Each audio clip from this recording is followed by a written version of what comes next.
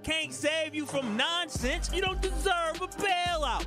You can't sit here and vote one way, and then when your economy gets decimated, your way of life gets destroyed, you want to pray to God? God didn't tell you to go to that poll and vote against your own best interest. That was your own damn problem. That was you. But don't ask for prayer when you block your own blessing. That's why I don't feel bad for these farmers. You voted for this, and now you reap what you sow. Truth to Power with Kyle Wallace, every weekday from 12 to 1, streaming live on YouTube and on 1017 The Truth.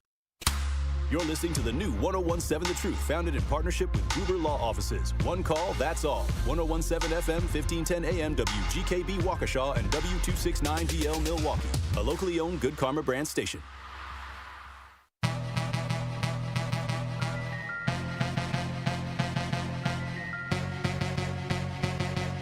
The place for the realest conversations. I appreciate United Garden Homes for stopping through with a check for $2,000. Yes. Some people came through anonymously. Yes. Dropped off money. The family has received those funds.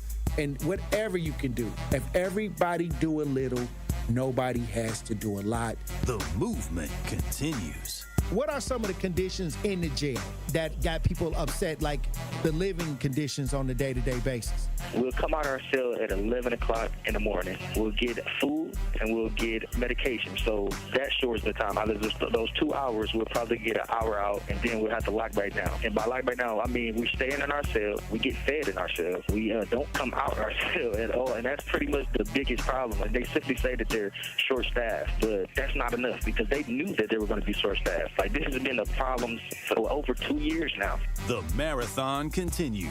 There's never been a better time to make change in the city of Milwaukee, starting with the youth. And we talked about the housing. Willie Hines, y'all boy Willie Hines, and they trying to change the leadership over there. We got our hands full, and it's not the time. But we got attorney B. Ivy Lamar on the lines right now, calling from the courthouse. How you doing, attorney B. Ivy Lamar?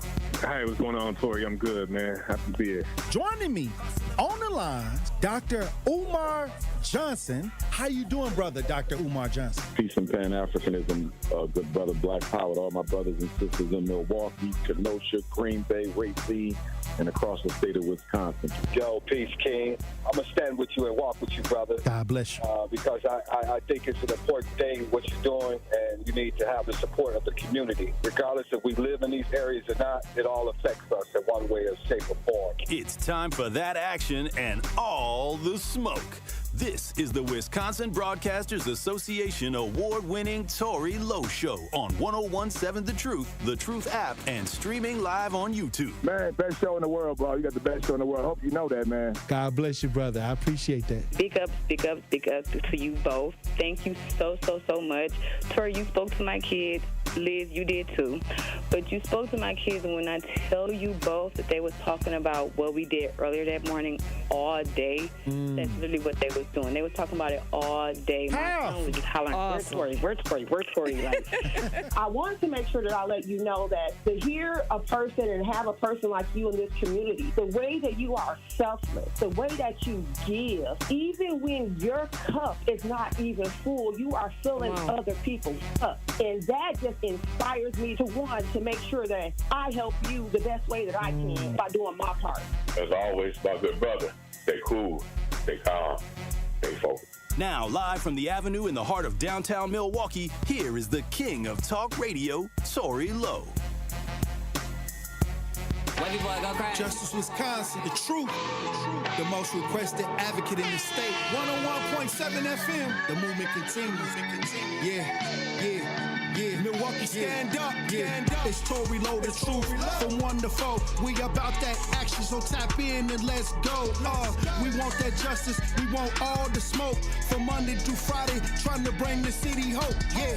Tory Lowe from 1 to 4, Monday through Friday, let's go. We bout that action from the block, and we ready, let's go. Tap in, and it ain't no holding back. We ready. 1017 The Truth.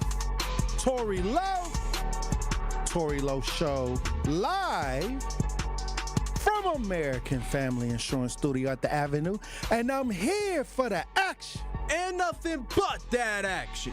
And I want all the smoke. Who wants the smoke today? Salute to all my brothers and sisters on the front lines. The marathon continues. The movement continues. Hey, salute. How y'all doing out there in Radio Land? Salute to everybody that's joining the show in the chat. Who we got in the chat? Let's see. Let's check out the chat right quick. Kawanda, Willie, Anita, Josh in the chat. Jeff, salute. Who? Okay, that's what I'm talking about. Sylvia in the chat. Sincere Runny Ray Real. Maurice. White Widow. Salute to everybody joining the show out there in Radio Land. We got another powerful conversation for you today. So I'm going to need y'all to open up your ears, okay? Look, it's a lot going on, and November 1st is coming. It's coming. We got guests coming in to talk about things that, you know, if they do shut down the SNAP benefits for those who got the SNAP benefits, we got Feeding America coming through. We're going to talk about some resources. It's going to be powerful, another powerful show. And I'll tell you this, when we talk about being a resource, this is the time. And I think there's never been a better time for us to really come together, because I know fear, a lot of people want to promote fear during this time. What we going to do? And I'll say this could be a good thing to bring everybody back together, because I think folks got too far away from unity in the community. I think people got too far away from the unity and lived as individuals for a long time. But now it's going to take a community to save a community. So I'm here for it. I'm about that action. So it's not about being afraid. It's about being creative and trying to find ways on how to get things done. It's time to get back to the community. And I'll tell you, I've been having great conversations with people who are trying to do just that. So tune in to the Tory Lowe Show, because I'm going to be bringing people that have resources, information that we can all use during these times. This is what we're here for. This is what the Tory Lowe Show is about, being active and making sure that we're not botted out, listening to the mainstream clickbait narratives. What is going on? How do we approach it? And how we get through it together. That's what I'm about. That's what we gonna do. And I salute every last brother and sister on the front lines, everybody out here that's trying to make a difference, even with the government shutting down and maybe affecting SNAP benefits. Now, everybody don't get SNAP benefits, but to those that do get SNAP benefits, how do we get them the resources? How do they get past this situation where some women and you know, they have children and they got to get food on the table, that these kids still got to eat?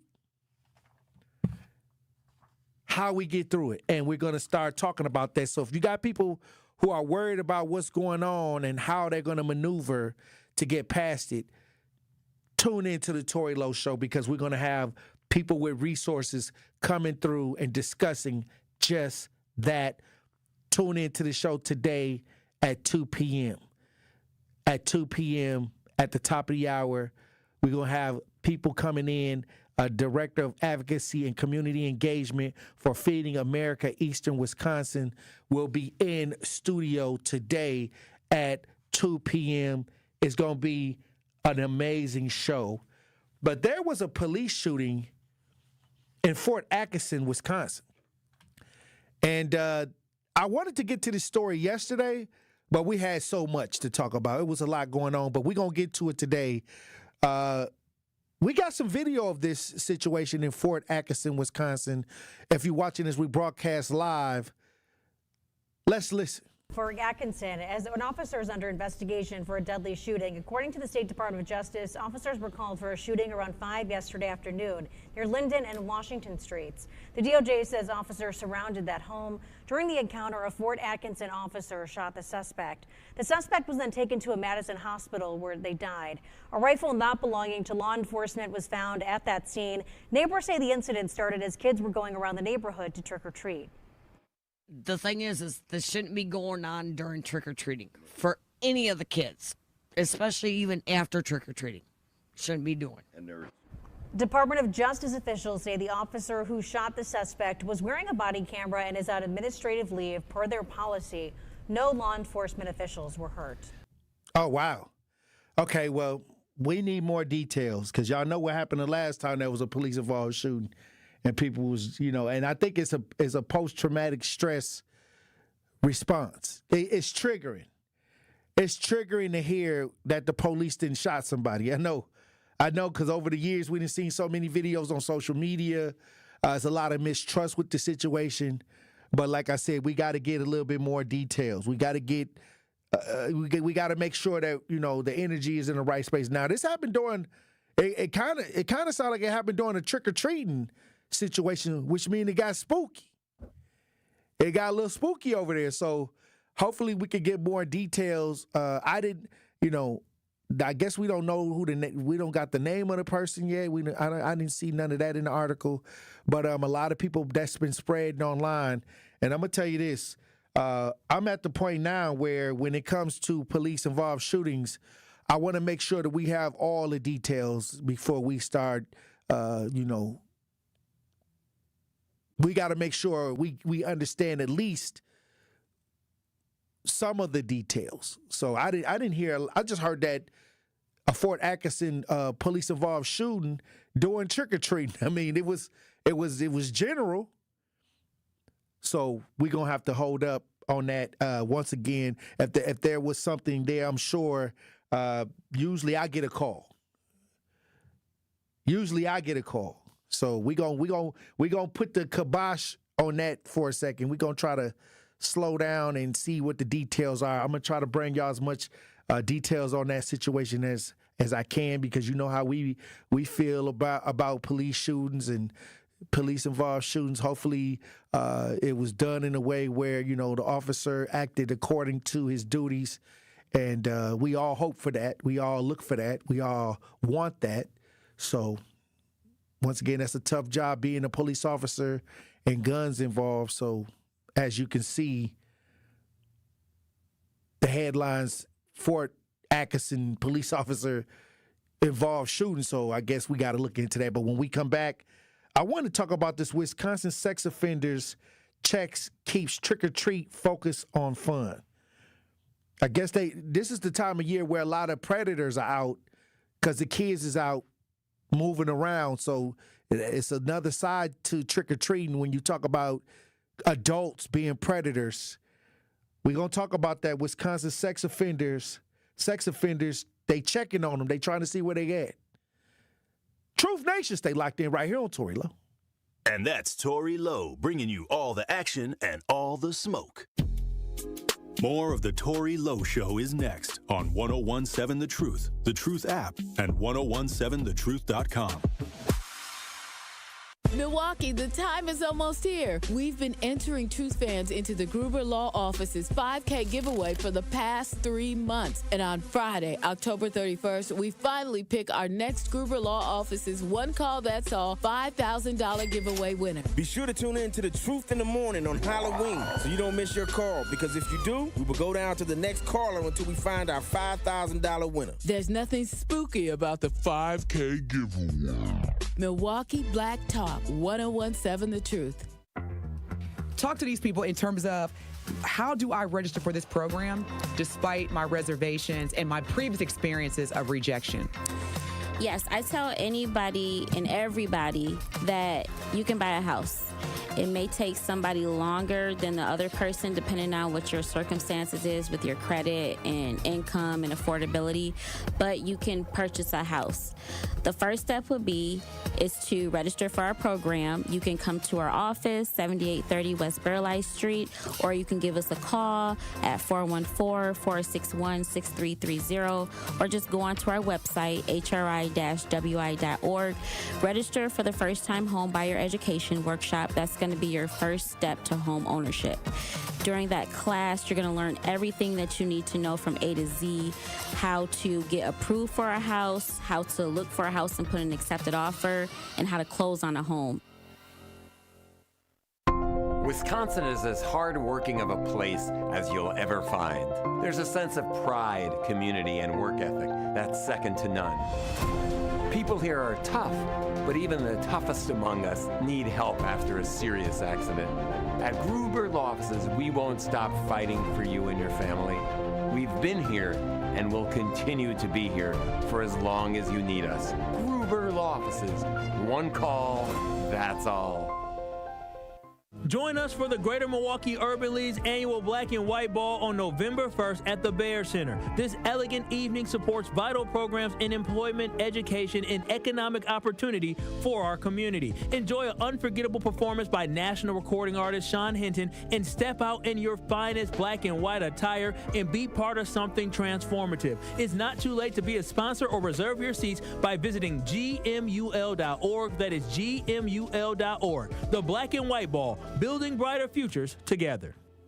Life's better with Drive My Way from American Family Insurance, because we know it's more than just a car. It's your escape pod, your adventure mobile, your memory maker. And we help protect the dreams that drive you. Personalize what you pay for auto insurance and you could save between 5 and 20%. American Family Insurance. Get a quote and find an agent at amfam.com. Products not available in every state. Unsafe driving behaviors may increase your rate. Visit amfam.com to learn more. American Family Mutual Insurance Company, SI, and its operating company, 6000 American Parkway, Madison, Wisconsin. This is the Tory Lowe Show on 1017 The Truth, the Truth app, and 1017thetruth.com.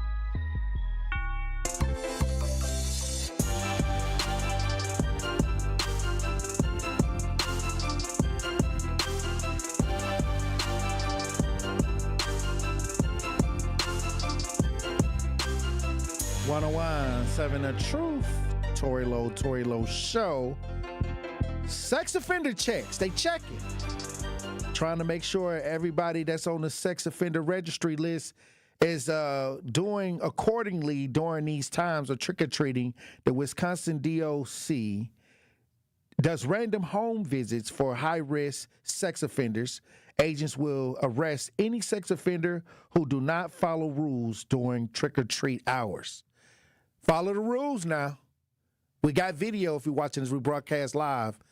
Let's listen. All the costumes and just the enjoyment and the love that everyone's having right now. And the spooks. Halloween spirit filled the streets of Greendale Sunday night with trick-or-treaters, pumpkin carving, and candy. The neighborhood really took advantage of the day. Some houses even had treats for adults. The kids are all great. Happy Halloween. This is kind of strange. It's a week before Halloween, so if we could do it again, we would. Amidst the fun, safety. We keep our eye open, but everyone seems very conscientious. The Department of Corrections makes sure the festivities are safe in a way not all parents think of. They shouldn't have Halloween candy. They shouldn't have Halloween decorations, anything that's going to draw or attract children to their residence. The DOC works with local law enforcement, monitoring sex offenders on probation or parole. I feel a lot safer and good that they do that, because that's totally not on top of mind. I think it's just good that they inform people so that we know how to maneuver after that. The DOC says sex offenders must keep their porch lights off during trick-or-treating and can't hand out candy. Agents say they will do about 200 home visits in Milwaukee County and arrest any sex offender not following those rules. Watching out, making sure you're with your kids, knowing what neighborhoods they're going into, and of course watching out for traffic. The goal? To make sure families can focus on the fun without worrying about who is answering the door. Hey, that's why we did Trunk and Treats. That's why we had to do the event. A lot of y'all don't understand how dangerous it is during this time, especially for the kids. And many times, a lot of these kids in our neighborhoods come from broken families. and they want to go trick-or-treating. So, unfortunately, I saw some kids out there that didn't have no parents around. They had older brothers and sisters, 13, 14 years old, walking with them. But come on now, we got to make sure that we provide these safe environments for the kids. So those sex offenders had to, look, you can't have the lights on. You can't have no Halloween displays. You can't have no candy. I mean, this is serious. This is prime time. We talked about yesterday about the grooming that's going on, and that was 200 teachers that they didn't even want nobody to know about, or the list wasn't made available to the public. Now they, so if it's happening with the teachers and the grooming is going on in the schools, what you think is happening out here on the streets with somebody that got a real high-level sex offender offense? They looking out the window, slobbering, foaming at the mouth. See, that's why salute to everybody. It was so many events this year for the kids. I am so proud of the city for making sure that a lot of these children in our communities had a fun, safe event to go to, no matter if it was trunk or treats or whether it was at organizations that was giving out candy or providing events for the kids and the families to come to have a safe time, a safe, powerful trick-or-treating experience. I appreciate you, and I thank you for making sure that these children are out of harm's way. It's just getting dangerous now, and we got to look at the reality that moving into the future, hey, we're going to have to control a lot of this. And so when I do these call to actions, we're going to have to start stepping up. That's why we do the call to actions. That's why we get out here. A lot of y'all do the political call to actions. Y'all get out there and let them use you politically, but start using that energy for the people down the street. That's all you got to do. Stop being misled. And get out here and make sure that you can get some results right in your own neighborhood. That's why I say a lot of y'all bots, a lot of y'all be botted out. Just like with this government shutdown, just like with the SNAP benefits, y'all was too busy watching the mainstream media depending on what side you on, and then you botted out. When we got resources here, we got people on the ground organizing. Let's get more resourceful. Let's start making sure that somebody that needs some assistance. Tell them to tune into the Tory Lowe Show and get some resources. Spread the word. Become a resource. Stop being scared. Stop letting people cause you unnecessary stress. It's a lot of things that's going crazy right now in the community. But the thing is to be cool. So what do Minister Kevin say? Stay cool, stay calm, stay focused. That's what we got to do. And create. And create. We got a White Widow in the chat. Go to UMOS Food Pantry, open Monday through Friday, daily. Must serve you at least once, even if you're not in the zip code. Take ID in any mail with your name on it. She said the best pantry in the city. This is coming from White Widow. That's crazy. Saying, I don't know, Tory. A lot of people just not rocking with Trump supporters right now. Who cares? I mean, I don't care. A lot of people not rocking with you. Like, you talk about a lot of people ain't not rocking with Donald Trump. That's scary, crazy 33. A lot of folks ain't rocking with you. What's the difference? Let's get out here and make something happen. Why who you decide to rock with are not going to stop you from being a resource in your community? Like, oh, I can't be a resource because of Donald Trump. I don't like Joe Biden. I don't like Obama. No, you can do something. Stop being a bot. Stop allowing your feelings to slow you down. Stop allowing how you believe and feel slow you down. And this is why I always tell people, you go to work and you work with folks that don't believe the way you do, that don't look like you, but you go and still produce. You don't say, oh, because they support Trump, I'm not going to work. And you don't pick up your check on Friday and be like, these people who gave me my check voted for Trump. Because most likely, if they got millions, they probably voted for Donald J. Trump. So hey, you don't deny the check. Rich gang. You don't deny that check. You get that check and go on and pay your bills. So stop playing. I don't do politics like that. Politics don't make me do nothing. I work with a Democrat. I work with a Republican. I work with an independent. If they want to do trunk and treats, come on. If you want to break some candy, I work with a white boy. I work with a Mexican man. I work with anybody, as long as they legal. As long as we all, as long as I ain't got to worry about ICE kicking through the door. I mean, we straight.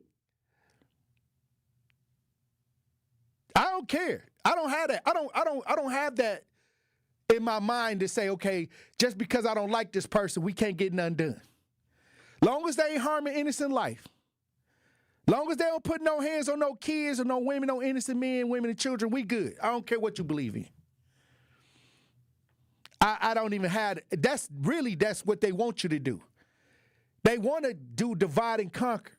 So when you get past that, you'll find out that everybody that work at any job go to work with a lot of people that don't believe and think or act or have the same gender identity that they do. But yet you still work with them. And then you keep it moving. That's the mentality that we got to have. We got to start making sure that we getting stuff done together and not allow the mainstream media or the political beliefs or the religious beliefs or all these things that are out here to keep us fighting each other. We got to get around that and get things done. That's why I get so much done. I get more done in a week because I don't care. If we working, pick up the shovel. If we digging dirt, I don't care what you believe. Dig that hole. We got to plant these seeds. Understand what I'm saying? Because y'all do it every day when y'all go to y'all jobs, for those that got jobs. And then the people that's begging, you don't care who put the quarter in the cup. All right, let me stop. Look, when we come back, we're out of Pop Culture Report, Truth Nation. Stay locked in right here on Tory Lowe. You are listening to The Tory Lowe Show on 101.7 The Truth app, and 1017thetruth.com. Ready to buy your first house, move into your forever home, or simply refinance? At Associated Bank, they've got you. With the right lending plan and guidance, you can achieve your dreams. Your financial goals are much closer than you think, and Associated Bank is excited to help you reach them. Learn more at associatedbank.com/lending or ask a banker for details. Subject to credit approval. Member FDIC, Equal Housing Lender.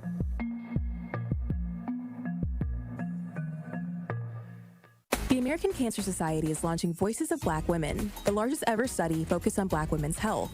This groundbreaking initiative is aimed at understanding health conditions like cancer so we can learn how to improve overall health among Black women. If you're a Black woman between 25 and 55 with no history of cancer, you can join by completing an online survey and short follow-ups twice a year. Your voice matters, because together we can uncover the root causes of cancer disparities and build a healthier future for generations to come. Learn more and enroll today at voices.cancer.org. Coming with straight truth.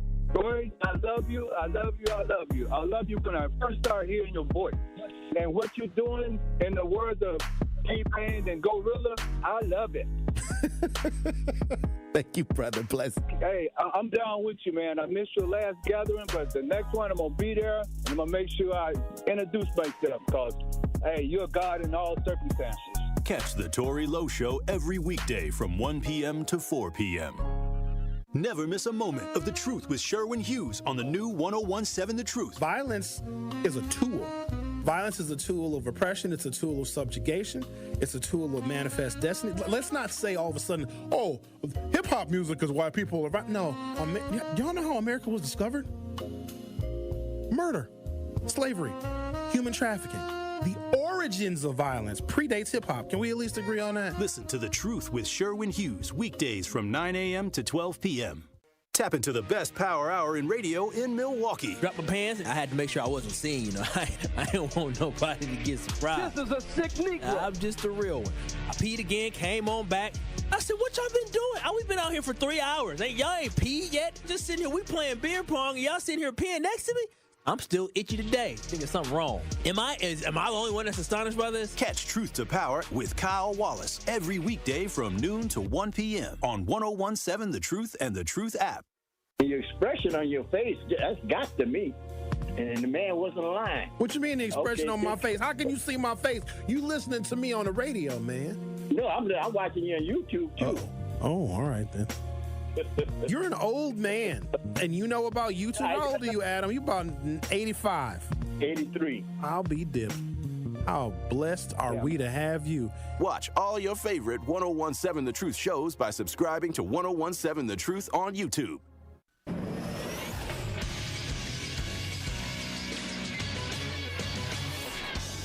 This Associated Bank Sports Center update on 101.7 The Truth is powered by ESPN Milwaukee. I'm Andrew Zimmel. The Milwaukee Bucks are back in front of their home crowd tonight as they take on the New York Knicks, led by Eastern Conference Player of the Week Giannis Antetokounmpo, who's averaging 36 points, 16 rebounds, and 7 assists through the first week of the season. Tip-off tonight is at 7 p.m. on Peacock. And Game 3 of the World Series was one for the record books, an 18-inning classic that saw the Dodgers pull out a 6-5 win and take a 2-1 advantage against the Toronto Blue Jays, thanks in part to Freddie Freeman's homer to end it. Swing and a high fly ball, center field, near the wall, at the track, gone! Freddie Freeman! A home run to center field. Freeman walks it off in the 18th. Game 4 of the World Series is tonight in LA. First pitch is at 7 p.m. This True Sports Update was brought to you by Associated Bank, proudly supporting your hometown teams. Member FDIC.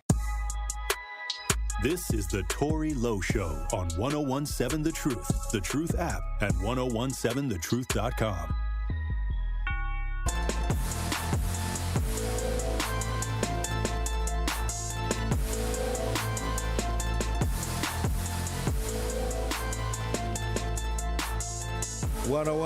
Seven The Truth, Tory Lowe Show, Pop Culture Report with Truth Nation Insider GP in studio. What it do? New York's finest. In studio. Hey, it's a lot going on, but I heard that it's some interesting fights coming up. Apparently, Floyd Mayweather Jr. and Manny Pacquiao are considering, or at least they are in talks for a 2026 fight. Again, as we mentioned earlier, or I believe a month or two ago, we had the conversation. There were rumors or there was confirmation that he was going to fight Mike Tyson, but now it looks like he's going to reignite this rivalry that kind of happened, I believe, a decade or so ago. And people are buzzing. People are excited for it. I particularly am not excited for it. But again, this is coming from Mike Coppinger of The Ring.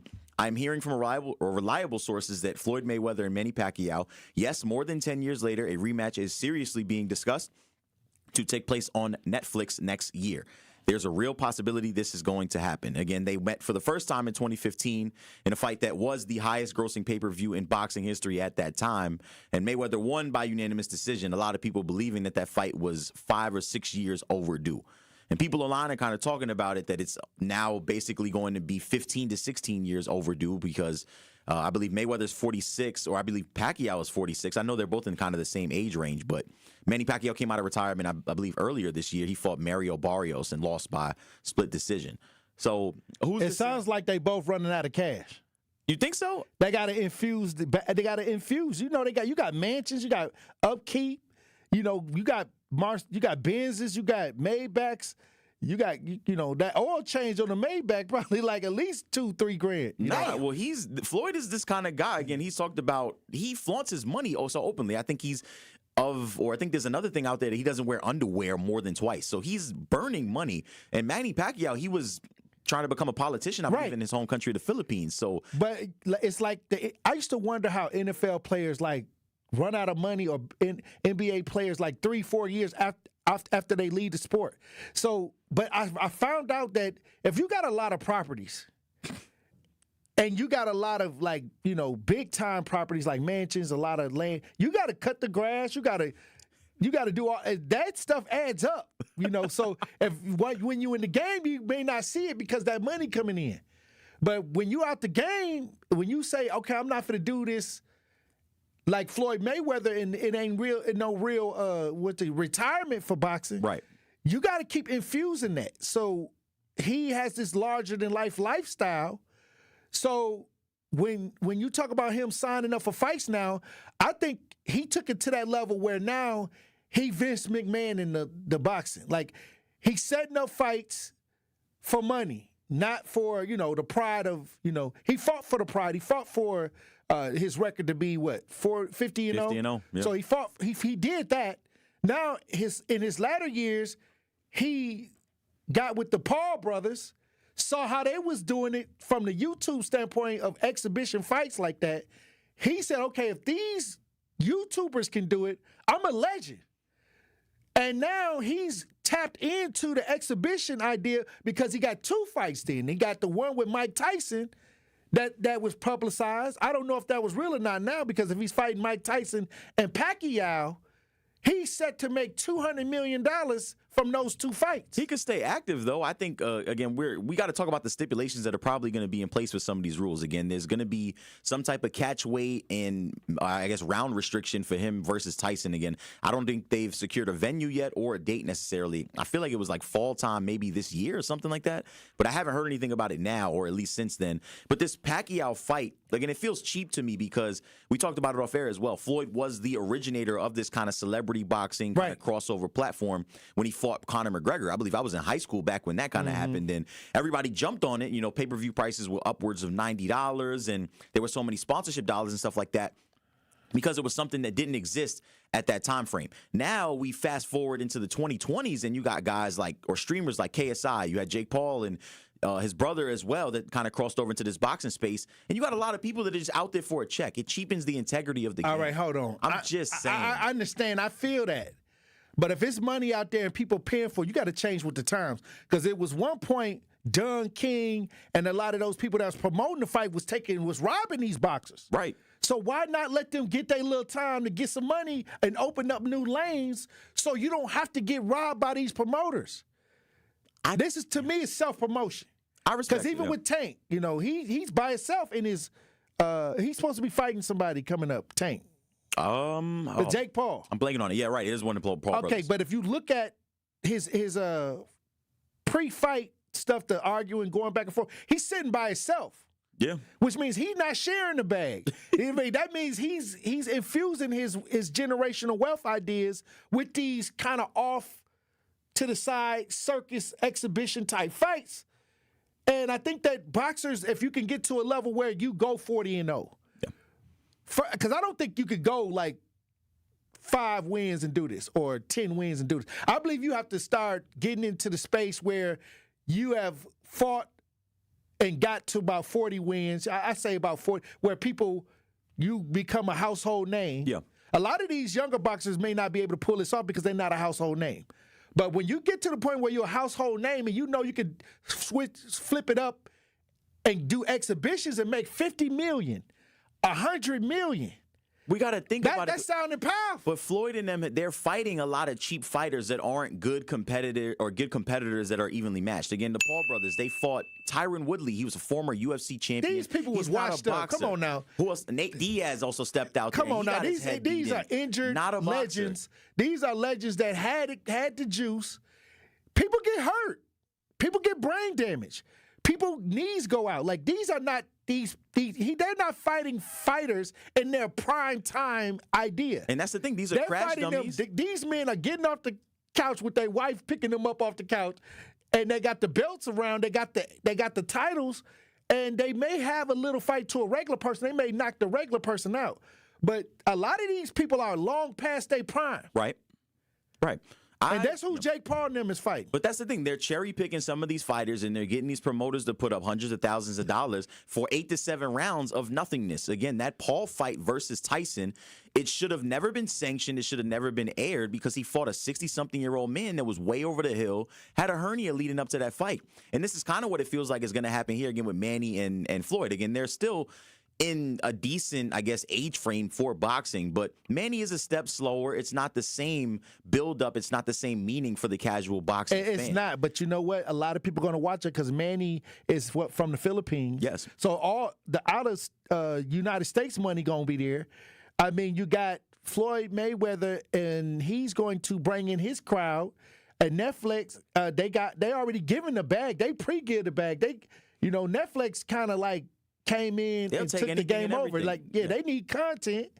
This is just content. And what is going to happen is you're going to have two professional boxers that are not going to hit each other hard all night. All they're going to do is they both know how not to get hit. They in their latter years, so their defense is probably better than their offense. And you're just going to see two people dancing around, maybe taking swipes at each other here and there. But that's it. He's making my point. This is exactly why I don't like Netflix. I pay $20 a month for my subscription to watch any other random movie or documentary that they decide to air. And then these special boxing matches that they kind of put on. Again, Paul versus Tyson. Now we'll see Manny versus Floyd. And we never know who else we're going to get around, especially, too, with Mayweather. Mayweather, he builds his whole brand around this 50-0, this Money Mayweather or TMT and all these other Golden Boy promotions and stuff like that. Or not Golden Boy, excuse me, but he's been a shoddy promoter as well. He's been known to take everything he kind of can from the boxing arena or the boxing realm. I just don't feel like it credits anything that he's really done in the past. He's obviously a talented boxer and he's very skilled. But if your 50-0 means that much to you, then sit down. Don't keep trying to recreate these matches. Why not get more money if it's there? It's out there. Because all money ain't good money, though. Who is to say you're going to be 50-0? Okay, so when you go and you take a fight, and you fight these fighters, I mean, once again, like, you can't look past what he was able to do. Yeah. What I'm saying is traditionally most boxers, most legends almost die broke. That is true. Look at George Foreman. He had to come back because he was broke. Yeah. So why not allow a few boxers to get this extra money? I'm not hating on it. Now, I do like when boxers fight for real, like Terrence Crawford, Canelo. I like that type of fight. Yes. Legacy type fighting. But how many people get to the point where how many boxers are out there where they can have these legacy type fights? I'm just saying, like, the boxing kind of fell off. It is. It's because of all these streaming platforms and kind of everywhere where everybody's going with things. Again, for example, Davis, he fought Roach, and he really didn't want that fight. Again, he knew what was at risk for him because he was taking a chance on a younger guy that had more to gain when, obviously, Davis had already silenced the doubters. He beat the hell out of, I'm forgetting the Spanish guy, but Ryan Garcia. He had already felt like he proved everything he needed to prove. He took that risk, and he went out there against Roach, and he lost. I think he fought to a draw. And people were clamoring for a rematch, and he instead tried to do this side thing with the Paul brothers because he wants to secure his money and he wants his funds, obviously. He doesn't want to box for long. The desire isn't there. And that's kind of the thing for me. I feel like the desire really isn't there as a boxer if you're going to fight these one-off exhibitions against people who are either way over the hill or aren't boxing is always going to be a part of his life. How many people would go see Floyd Mayweather train just in his gym? They would feel like, oh, I was at Floyd Mayweather's gym. Why not get paid to spar? That's basically what they're getting paid to do, is a professional exhibition sparring match. It's just, and people gonna pay for it. This is what it feels. It feels like Rocky to me. Again, I forget which Rocky exactly it was. I believe with Hulk Hogan. No, not even that. Wasn't that one where he was in? But you remember? I know you remember the Rocky where Rocky had retired. He had everything he needed. He wanted to do movies. He had all these side quests or whatever like that. And he lost that hunger. He lost that fire. And he had to go back to the trenches in order to get that fire. He put his life on the line and he put his record on the line because he really was thorough and he was about it. Floyd is just looking for a check and he's trying to take anybody along with him in order to get that check. But it's cheap to me. Are you saying don't get the bag? I'm not saying don't get the bag. I'm just saying do it the right way. This fight, you don't go out. You went out for Halloween as Apollo. I am. I already ordered my costume too. Yeah. So you going out like that? My point is, Apollo died in the ring. Floyd ain't trying to die in the ring. Floyd trying to. Hold on. I don't know. How Apollo died in the ring and he was on Happy Gilmore? All right. Look, when we come back, we're gonna have more conversation, Truth Nation. Stay locked in right here on Tory Lowe. The Tory Lowe Show returns after this on 1017 The Truth app, and 1017thetruth.com. This is 1017 The Truth's Kyle Wallace, and the time is now, Milwaukee. Truth to Power is your platform, and on my show, our community always has a voice. There is no topic that is off limits, and I always give you my authentic opinions on how I feel, because keeping it real is the only way I know how to get down. Listen to Truth to Power with me, Kyle Wallace, every day from noon to 1 p.m. on the award-winning 1017 The Truth app, and streaming live on YouTube at 1017 The Truth. Milwaukee Black Talk. It's 1017 The Truth. Dr. Ken Harris for Pella Windows and Doors of Wisconsin. Sometimes teams take a timeout to regroup and call the right play. When it comes to your home, Gina Della and her team at Pella Windows and Doors of Wisconsin always have the winning game plan. Check out the championship caliber play call this month. A whole house of beautiful, new, energy-efficient Pella windows for as low as $297 a month, and get this, 0% interest for up to 60 months. That's like running a drive that keeps moving the chains with no penalties and no interest. And I can tell you from my experience, Pella windows actually stop the drafts. You'll stay comfortable no matter how cold it gets outside. Think about it. Energy savings, comfort, and a great monthly payment you can actually manage. That's why I trust Pella Windows and Doors of Wisconsin, and why this is the right time to make your move. Call today and schedule your free consultation at PellaWI.com. Certain restrictions apply. Ends 10/31 of 2025. Your home has been working hard for you. Now it's time to let it work a little harder. With a home equity line of credit from Brewery Credit Union, you can turn the equity you've built into smart solutions. Pay off high-interest debt, remodel your kitchen, or take care of life's unexpected expenses with flexible access to funds when you need them. Apply today and put your home's value to work for you. Visit brewerycu.com or stop by Brewery Credit Union. Equal housing lender. Federally insured by NCUA. Life's better with American Family Insurance, because we know you love working weekends. If it means working on your dream home, both inside and out. And we're here to help protect those dreams so you can enjoy peace of mind. Save up to 40% when you bundle home and auto. American Family Insurance. Get a quote and find an agent at amfam.com. Products not available in every state. Some exclusions apply. American Family Mutual Insurance Company SI and its operating company, 6000 American Parkway, Madison, Wisconsin. Don't let a trade-in get in the way of the phone you want. Now you can get $1,000 off any phone with no trade-in required, and we'll pay off your current contract when you switch. U.S. Cellular, built for us. Terms apply. Visit uscellular.com for details. Join Marketplace Wisconsin on December 10th and 11th, where contract-ready small businesses meet buyers, partners, and mentors. Register now at marketplacewisconsin.com. That is marketplacewisconsin.com. Serious truck crash? Call Gruber Law Offices today. This is the Tory Lowe Show on 1017 The Truth, The Truth app, at 1017thetruth.com.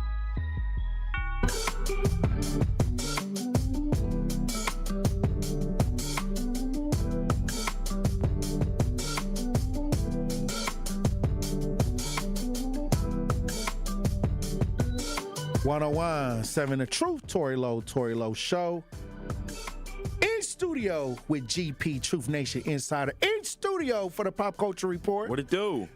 What's happening then? We finally know when Diddy is apparently coming home again. Diddy got a release date. Yeah, May 8th, 2028, according to the Federal Bureau of Prisons online database. Again, currently behind bars at the Metropolitan Detention Center in New York City's borough of Brooklyn. And on October 3rd, again, he was sentenced to 50 months, which equates to roughly 4 years in prison. Again, found guilty on 2 counts of transportation to engage in prostitution, and acquitted on the more serious charges, which we know were sex trafficking and racketeering in his federal sex crimes trial earlier this year. And so there's not rumors necessarily, but this is kind of firm now that Diddy won't receive commutation for that sentence. But I think he still has a chance to get out on good behavior. I believe he would if he had time served. Time served obviously equates to like a year and a half. And then for good behavior, he may potentially get out early 2027. So, or if not, probably in the spring of 2027. It could be somewhere around there. So, are you looking forward to seeing Diddy get out? I'm very curious to see what he makes of. You from New York. You It you don't got always nothing go. to do with that. Anybody from It don't New got York, nothing you to do always with go. It must be some kind of code that if you from New York, you just gonna always lean toward the positive. You're gonna see the glass is half full instead of half not empty. at all. No, we talked about it again before. America loves a redemption story. Again, if he comes out and he continues doing the same He thing, had the then- redemption story. How many redemption stories did he gonna get? When did he have his first redemption story? When that club thing with J-Lo. Hey. Come on now. Okay. All right. You got it. Okay, all of that. Yeah. Then before that, it was a thing that they was doing in Biggie's earlier career where somebody died out of high school.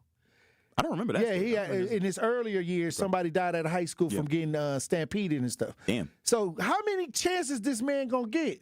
Sometimes I people guess just- as yeah. many chances as the Lord allowed. I don't know. As much as he's afforded, he seems to be very favored, I guess. I don't want to say it like that. I don't want to minimize again. He obviously was doing some things that he wasn't supposed to do, and he wronged a couple people that he wasn't supposed to wrong. But if he's going to serve his time, he's going to serve his time. And if he does so with his head held up high, he deserves the chance to come home and kind of make, I guess, a second chance of it. Whether you said he should go to the Pentecostal route and become a preacher. I said eventually, if he really, because that's how people wash their sins away. They go get baptized in the water. They come up with the spirit fingers and talk about that they got healed, and then they go hang out with T.D. Jakes. No, I think music is still a viable. And get swallowed up. I'm just saying. No, I don't know. Yeah. But at the end of the day, if he served his time, I think that Diddy, if he served his time and actually go through the process, that could only make a person like, I'm not coming back here. I mean, we say like that, sometimes people leave and be like, I'm not never coming back here. Yeah, and they genuinely mean it. So yeah, we talk about it all the time. Again, prison reform, the entire purpose, again, of sending people to prison is for them to understand the crimes that they committed, the time that they need to serve in order to do rehabilitation, whether it's mental, physical, or spiritual. So when he does come home, again, he has to decide what his next act of life looks like. He's a grandfather, he's a father, he's an uncle. He has kids that, have missed him and that need to take care of him. So maybe that's his next step in life. Maybe he just wants to be the best kind of man that he can be, or he might go back into music again. Maybe he can get into celebrity boxing. Who are you gonna fight? Who's left? Who are you gonna squabble with? Suge Knight. Suge ain't Suge doing life. They'll let him out. Nah, they'll let him out for a second. They not letting that. He can go. get a work pass. Nah, not He at been all. in there long enough where he can get something to do some work. Nah, I bet money he have a Vlad TV interview as soon as he come out. Suge ain't got life in prison. I could have swore he got like vehicular homicide or something. Did he get life in prison? I would say we'll wait for Andrew to give us the word on it. I thought he got a lot of time, but did he get? I don't know if he got life in prison. Oh, it might be 60-something, 70-something years. I know he's in there for the rest of his natural. 28 years. Okay, 28. Okay, and he been in there for like what? Maybe 15, 10. Okay, so he might. The parole board. I'm trying to tell you, I don't know if they do parole out there, but that ain't a brother. They need to see the light of day again. They'll, East Coast, West Coast. Nah, not at all. But no, when it comes to Diddy, But it's for charity. He said for charity. It could go in for charity. Yeah, and, I think when it comes to Diddy again, when we talk about the power again of a microphone, you think that people won't be clamoring for the Diddy tell all when he comes out of jail? He will have a platform to tell his side of the story anywhere and everywhere once he comes out of jail. That's just kind of the reality of the space that we live in, though. He's going to always have some type of liking and taking to him because of the story that he once had as a mogul, as a musician, or as an artist, as someone that captivated talent and kind of captivated these audiences. Once you make it to a certain threshold where you're a household name, you'll always have a way to reach the people. Yes. It's just hard to get to becoming a household name. Yeah. But once you break that barrier, and it's going to be always somebody. You can always fill up a room. You may not fill up stadiums, but you can fill up rooms, and long as Diddy has the ability to fill up rooms and people who have memories of him creating, his music created certain memories in people's lives. Yeah. I remember getting on the dance floor, dancing in the Hypnotized and stuff like that, listening to a lot of that earlier the Family album, a lot of that. So he shaped a lot of the culture. Yeah. I think so. He's always have an audience. I think there's always going to be room for him. Again, he had the Bad Boy tour prior to all of this other investigative stuff. I think that might have been a decade or so ago now when they kind of reunited everybody, Faith Evans and everybody else that used to be under the label and stuff like that. So music will always be there for him because it doesn't necessarily tie into all the stuff that he had going on outside of the studio and inside the bedroom.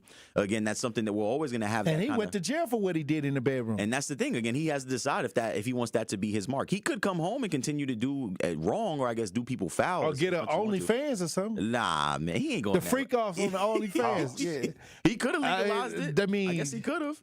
Maybe. I'm just saying. Or maybe that is his next step. You never know. Yeah, you're right. You never know with this guy. But they said that at his sentencing, he had already booked a speaking engagement. And that too. So that's arrogance right there. Like, he was ready to get out there, and he already had, they said, this is what they said in the courtroom, that he already kind of had a speaking engagement set up. Yeah, that he was basically happy and kind of expected he was to about get away to, scot-free. He was about to get out here and say, yeah. Take that. You ain't. I'll tell you this: people like Diddy, they always find a way to get back into the game. He know how to reinvent himself. He had like 5 or 6 name changes. Yeah, Diddy, Brother Love, P. Diddy. So he Puff, knows how to Sean make Combs. sure that he stays relevant. Yeah, I think, again, this time that he will serve, it'll give him a chance to, I don't want to say strategize again because he doesn't have all the resources that he used to have at his disposal, but he'll have time to sit down, think, and kind of plan what the next 10 to 15 years of his life will look. Again, he's already closer to 60 or closer to the end than he is the beginning. So, again, if you understand what exactly you did wrong and who you wronged, you need to kind of understand what you need to do, number one, to garner any type of trust or respect within the industry that you used to run or the industry that you used to be in. And where do you see yourself going from that place that you kind of were, that dark place that people kind of see you within? I think there's a lot of things that he can do. Again, he can go back on tour. He could podcast, books, anything. There's so many different things that he can do to get his message out there. He might get into the podcast. And that's the thing. I would watch the podcast. I would let him tell the stories of yesteryear from the early 2000s or the early 90s. Story. Yeah, that's the thing. You've yet to see a documentary kind of on it. I don't even know if there's a Bad Boy documentary. Podcast Diddy. Could be. I would like to see him do an interview with Total. Nah. See what happened. They'll get after him. Yeah, I'm just trying to tell you, that'll go ratings. No, yeah, it'll look like something from Looney Tunes. There'll be smoke and dust flying everywhere. But no, I don't know. Again, if he comes home in 2028 or he comes home earlier than that, people will still see it. It'll be front page news 2 years from now. You should be his PR. When he get out, yeah. I would take an internship with Diddy. Just don't go back to the house. Yeah, just no baby oil. Right. Wow. On company time. Or no company hours. Only so on after the company hour. Nah. Oh, just not at all. That's when we get the other intern to fill in for me. Here we go. Here we go. This is a sick individual. Here we go. Well, I appreciate you for coming in with the Pop Culture Report. As always. Hey, look, and we still got a couple more Pop Culture Reports during the week. Keep us informed on anything that's going on. For sure. Out here in these pop culture streets. As always, we're going to have a banger for Friday, as always. Hey, look, when we come back, Truth Nation, we're going to have more conversations. Stay locked in right here on Tory Lowe. Are you ready to level up your mindset, your money, and your future? Join Coach Erica Odom, real estate investor, success coach, and published author of our monthly show On the Journey with Coach Erica. Every month, she will give you real strategies, proven tips, and the mindset shift you need to reach your goals. Join us October 28th at 6 p.m. and she'll be joined by William Lyons Edwards, founder of Knowledge Born Publishing and 84 Lawn Care, and Ed Headings, founder of Work Boots and Go Time Trucking. That's On the Journey with Coach Erica, Tuesday, October 28th at 6 p.m. on 101.7 The Truth. I'm going to say something. I'm a conservative, as you know. I might not agree with you all the time, but even when I don't agree with you, you crack me up. And the other guy, he just pretend conservative all day. And you do make me think. But when you do better than anyone, you think on your feet. Now that was a compliment coming from somebody who is as Trump-loving as he is, that can appreciate what we do here. Listen to The Truth with Sherwin Hughes, weekdays from 9 a.m. to 12 p.m. How is it possible for somebody to be found guilty of something and serve no jail time? How is it possible that someone can get a first offense misdemeanor when it comes to marijuana here in the state of Wisconsin and can face up to 6 months in jail, but 2 men who are convicted of murder get probation? This is not what justice is about. Why does this keep happening, Truth Nation? And why does it always seem like black people die and we don't get the justice that we deserve? How should we react to this? If you commit a crime, you must do the time. If you take somebody's life, you have to pay the cost. I don't care that it was an accident, because it does not make sense to me how someone can be murdered and somehow they get no time. Even if you accidentally kill somebody, you are still a murderer, especially when you plead guilty to felony murder. Marijuana will get you more time in jail than killing somebody, especially when it comes to a black man here in America, unfortunately. Catch Truth to Power with Kyle Wallace every weekday from noon to 1 p.m. on 1017 The Truth and The Truth app. When I was diagnosed with Hodgkin lymphoma, I had so many questions. I didn't even know that it was cancer. Now I do. It is cancer. Blood cancer. It's actually one of more than 100 different types, and they're all treated differently. Now, unlike some other forms of cancer, usually there's no tumor. You can't screen for it to prevent it, and the symptoms can look like other things, so it could be hard to diagnose. I had a fever for weeks. I was so tired all the time. I didn't feel like eating or doing anything else for that matter. And I know that this can feel scary. But if you know what to look out for, you'll know what to tell your doctor.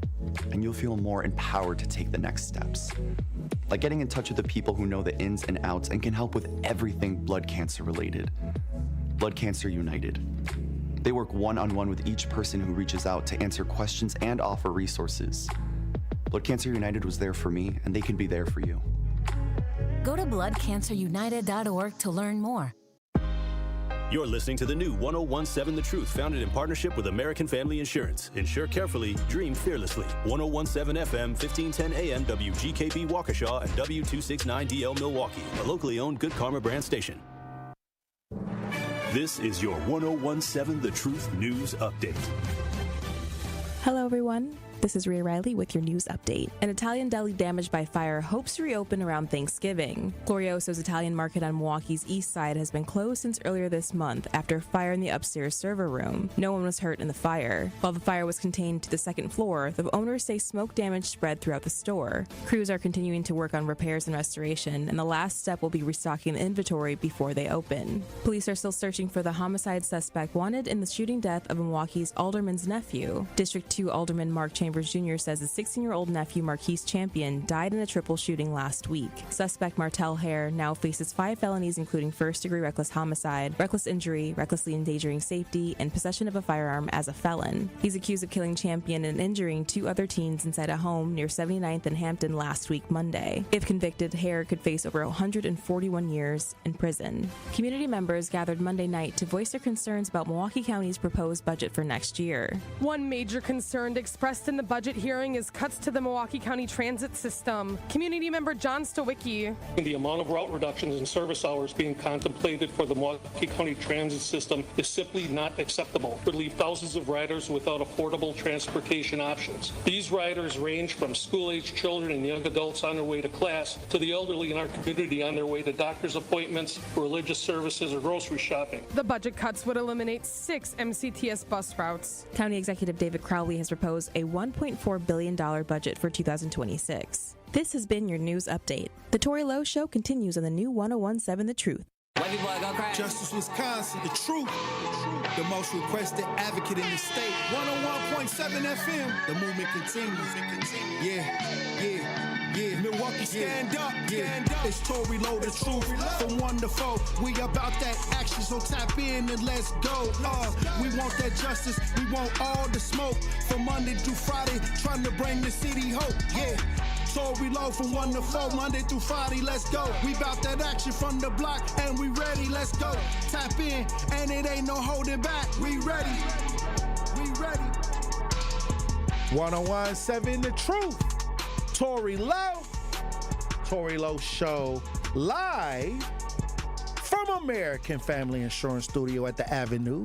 The movement continues. The marathon continues right here on 1017 The Truth. Thank you for joining me for the second hour of the Tory Lowe Show. And we got guests. We got Matt Steenstra, Director of Advocacy and Community Engagement for Feeding America Eastern Wisconsin, in studio. Matt, thank you for coming. Tory, thank you so much for having me. Matt, we have a situation with SNAP benefits. November 1st, a lot of people are wondering, okay, if they don't figure something out, how are we going to move into November with resources? Yeah, that's the question. And, benefits are issued between the 2nd and the 15th of the month for food share, SNAP. And so for the past couple of weeks, people haven't had any other benefits coming through. Mm-hmm.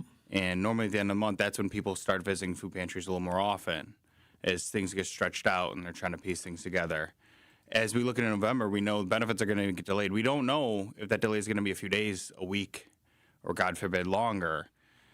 But there's going to be a period in November where things are going to get really tight. And I think we're even starting to see now how valuable this program is and how much it means to people. Right. On the north side of Milwaukee, Yeah. there's a lot of single families Yeah. with children Yeah. that depend on SNAP benefits. Even on the south side, there's a lot of families that depend on SNAP benefits. This is one subject matter that affects us all, no matter what community you live in. When we talk about feeding America, you're talking about you may have to really try to do it. I'm just saying that may come into play. You may have to feed America during the shutdown. We were built to respond in times of crisis. Mm-hmm. But we weren't built to replace the SNAP program. Right. We're the largest food bank in the state. Mm-hmm. We serve, there's about 100 food pantries that we work with right here in Milwaukee. Right. For every one meal we provide, Food Share provides 9. Oh, wow. When they change the benefits, we see the impact in the number of people coming to the food pantry. Right. We can't match that grocery purchasing power that program has. It's impossible. When we talk about what to do, how to prepare, if we have a family of 5, and they got to go to school, they got to bring lunch to school many times. Now that this is not there, what is the best way to approach this, Matt? Like when you talk about dealing with food banks, and dealing with people that help in this area, how is that looking for everybody that do have programs that feed the community or that have items that the community can come and collect? I think for looking at resources, one of the things that we're already starting to see is families are starting to spread information about what resources are available. If there's a school that serves school lunch, are kids accessing school breakfast at the school? If there's a after-school program there, a lot of schools in Milwaukee here have after-school meals that kids could get as well, too. Mm-hmm. Are people registered for all the other programs, energy assistance? What are the other programs that people could have access to that can help save cash for paying for housing, for paying these other things that Food Share doesn't cover? Mm-hmm. And, you brought up a thing about community coming together. That's something we're seeing, too, is more and more families and neighborhoods coming together and thinking about what can we do together? How can we share? How can we stretch things? How can we figure out how to get lean for a few weeks? And, hopefully this is all something that gets wrapped up. Hopefully within a week, soon the government reopens and Food Share benefits can come back. And yes, they're going to be delayed, but they're not canceled. Right. And so I would say this too. I think it's important for people to know there's a lot of misinformation out there. A lot of people don't know if you still got benefits on your card, you don't have to spend them. Because they were saying that you got to spend it all up because the card might get shut down. I know. And, that thing about a lie, something like that makes us wait twice around the world before the truth gets out the door. Right. That's exactly. Food Share benefits are not going to disappear from people's cards come November. Now, obviously, most people have spent benefits, but if you're saving 40, 50, you're saving some benefits to maybe get some fresh items from the grocery store in November, something as it gets closer to Thanksgiving that you can put together a meal, you can spend those benefits in November. So think about how to stretch and save and find out where your local pantry is, and if you're in position to give, support your local pantry. Does that affect WIC the WIC program? As of right now, this thing changes every day. As of today, right now, WIC is funded. We don't know how long WIC is funded for. But as soon as they find out and a date that WIC isn't going to be funded as anymore, that's going to hit the airwaves. It's important for people to make sure that they understand what resources are available. And working with Feeding America has always been a resource for the community. Yeah. But what is it looking like for Feeding America when it comes to hearing about all of the things that are supposed to take place? How is Feeding America getting prepared for what's about to happen? We're reaching out to the people. So there's two groups of people. People that are looking for help and going to look for resources, and another group of people that are looking to help. Right now, we're looking at the group of people that are looking to help and to make sure that they can help donate so that we can stretch that dollar, purchase food, and get it to food pantries. The biggest thing that we can do as a food bank right now is to figure out how to get more food into the network. But in order to do that, I mean, demand is already, costs have been high for a while. Food pantry attendance in Milwaukee is up 30%, and it's been that way for years. We just saw food pantry attend. We had 3,000 more people attend food pantries in September than in August. Oh, wow. Just in Milwaukee. So that's all before all this happened with food share. Mm-hmm. So, yeah, as a food bank, how are we preparing? We're going to be raising a lot of money to try and get a lot of food to get it to the pantries that are going to be hit the hardest. That's powerful. And I was just talking to some people the other day, and I was like, go online, look up where the food pantries are. A lot of people, is there one spot that people can go to try to figure out what food pantry is close to them and what are some of the requirements? Yeah. So if you go to feedingamerica.wa.org and you go find help, you're going to find something called a pantry locator. You can zoom into your neighborhood and find out the local pantry to you. But we always recommend you contact them to make sure that the hours match, their actual operating hours. And what are the requirements? Because some, you need ID, you need a letter. We let all food pantries operate in the way that they're going to best serve their community.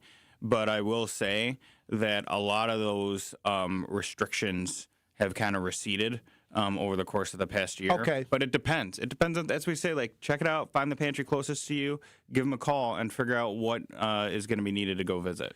What are some tips that you can give those that are kind of, trying to find out what to jot down on what to do? Can like an order, like a step 1 through 5 type concept to dealing with this type of situation? First thing, if you participate in the food share program, is update your information with Department of Health Services. And you go to My Access, you log in, and you add your email and your cell phone because Lord knows there's a lot of misinformation that goes around. And it's going to be really important to get the most up-to-date information immediately. And Department of Health Services, if there's a change in any of these programs, they're going to be sending out emails and even text messages. And that's going to hit your inbox a lot earlier than a letter would. So the first is to make sure that you can stay up to date. And the second thing to do is to make sure that you're looking around to the other resources that you have. If you're at MPS, it's free school meals, but are kids participating in school breakfast? Are there other meal programs that are available to you? And then it's checking in on your neighbors, checking in and seeing what the community is doing. Especially the elders. Yes. During this time. And the disabled. Yes. There's a lot of families that are going to get hit hard by this. And it impacts everyone, but it impacts entire communities and entire neighborhoods when families don't know when their next meal is coming from, and then the most powerful nutrition program on the planet is paused. Who would ever thought we'd get to this point? Not me. Who saw this coming? Not me. Nobody. Kind of like the pandemic, but it's a different type of pandemic. When I look at hunger, when people get hungry, they tend to do things that they normally don't do to survive.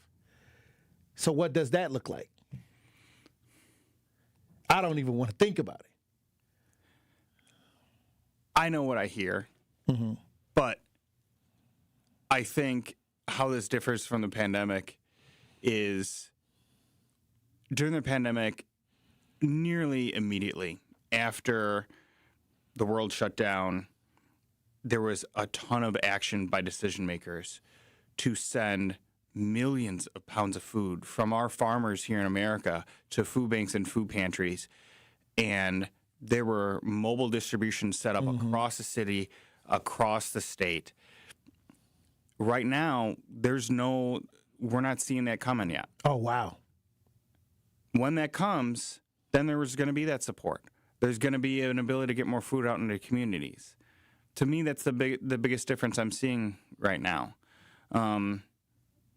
So we don't have that backstop that was there during the pandemic. Wow. Well, when we come back, I want to talk about how people can volunteer and donate to help. We got Matt in studio, Director of Advocacy and Community Engagement for Feeding America, Eastern Wisconsin. When we come back, we'll have more conversation, Truth Nation. Stay locked in right here on Tory Lowe. More of the Tory Lowe Show is next on 1017 The Truth app, and 1017thetruth.com. From the biggest stars to the greatest moments, Behind the Bucks is Bucks history like you've never heard it before. It's all on Behind the Bucks on the Bucks Plus audio network. Behind the Bucks is presented by Gallagher, your trusted insurance broker and HR and benefits consultant. Available now on bucks.com/plus, the Bucks app, the new ESPN Wisconsin app, and wherever you get podcasts. It's 1017 The Truth. Dr. Ken Harris for Pella Windows and Doors of Wisconsin. Sometimes teams take a timeout to regroup and call the right play. When it comes to your home, Gina Della and her team at Pella Windows and Doors of Wisconsin always have the winning game plan. Check out the championship caliber play call this month. A whole house of beautiful, new, energy-efficient Pella windows for as low as $297 a month, and get this, 0% interest for up to 60 months. That's like running a drive that keeps moving the chains with no penalties and no interest. And I can tell you from my experience, Pella windows actually stop the drafts. You'll stay comfortable no matter how cold it gets outside. Think about it. Energy savings, comfort, and a great monthly payment you can actually manage. That's why I trust Pella Windows and Doors of Wisconsin, and why this is the right time to make your move. Call today and schedule your free consultation at PellaWI.com. Certain restrictions apply. Ends 10/31 of 2025. Ready to buy your first house, move into your forever home, or simply refinance? At Associated Bank, they've got you. With the right lending plan and guidance, you can achieve your dreams. Your financial goals are much closer than you think, and Associated Bank is excited to help you reach them. Learn more at associatedbank.com/lending or ask a banker for details. Subject to credit approval. Member FDIC, Equal Housing Lender.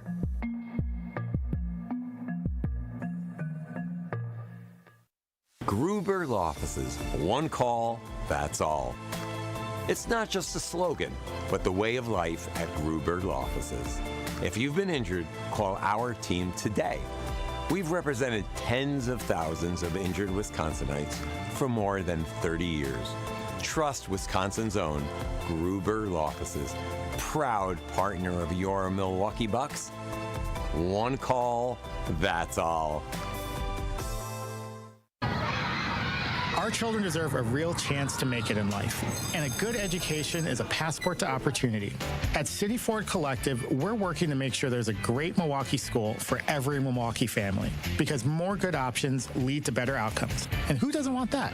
Together, we can give every child the foundation they need to thrive, and a stronger future for kids means a stronger future for Milwaukee. To learn more about our mission, visit us at cityfordcollective.org. That's cityfordcollective.org. This is the Tory Lowe Show on 1017 The Truth app, and 1017thetruth.com.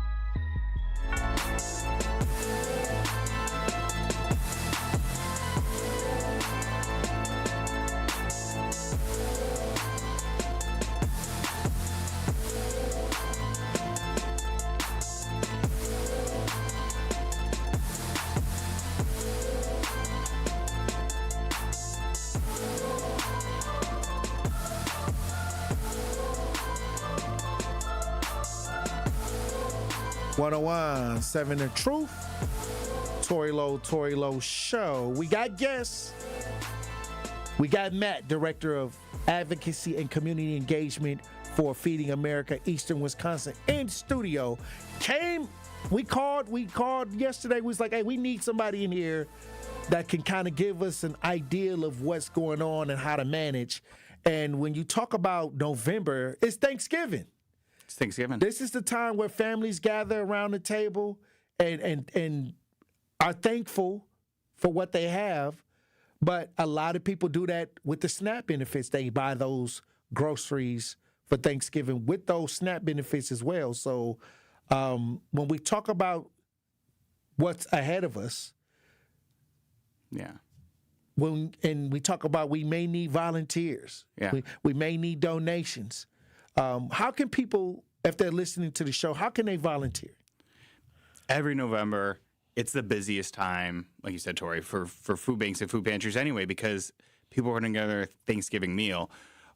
I would say check in with your local food pantry and see how you can support them, how you can go and help hand out food, help them organize their shelves. Mm-hmm. There's more people that are already starting to come to food pantries, and I think people know this.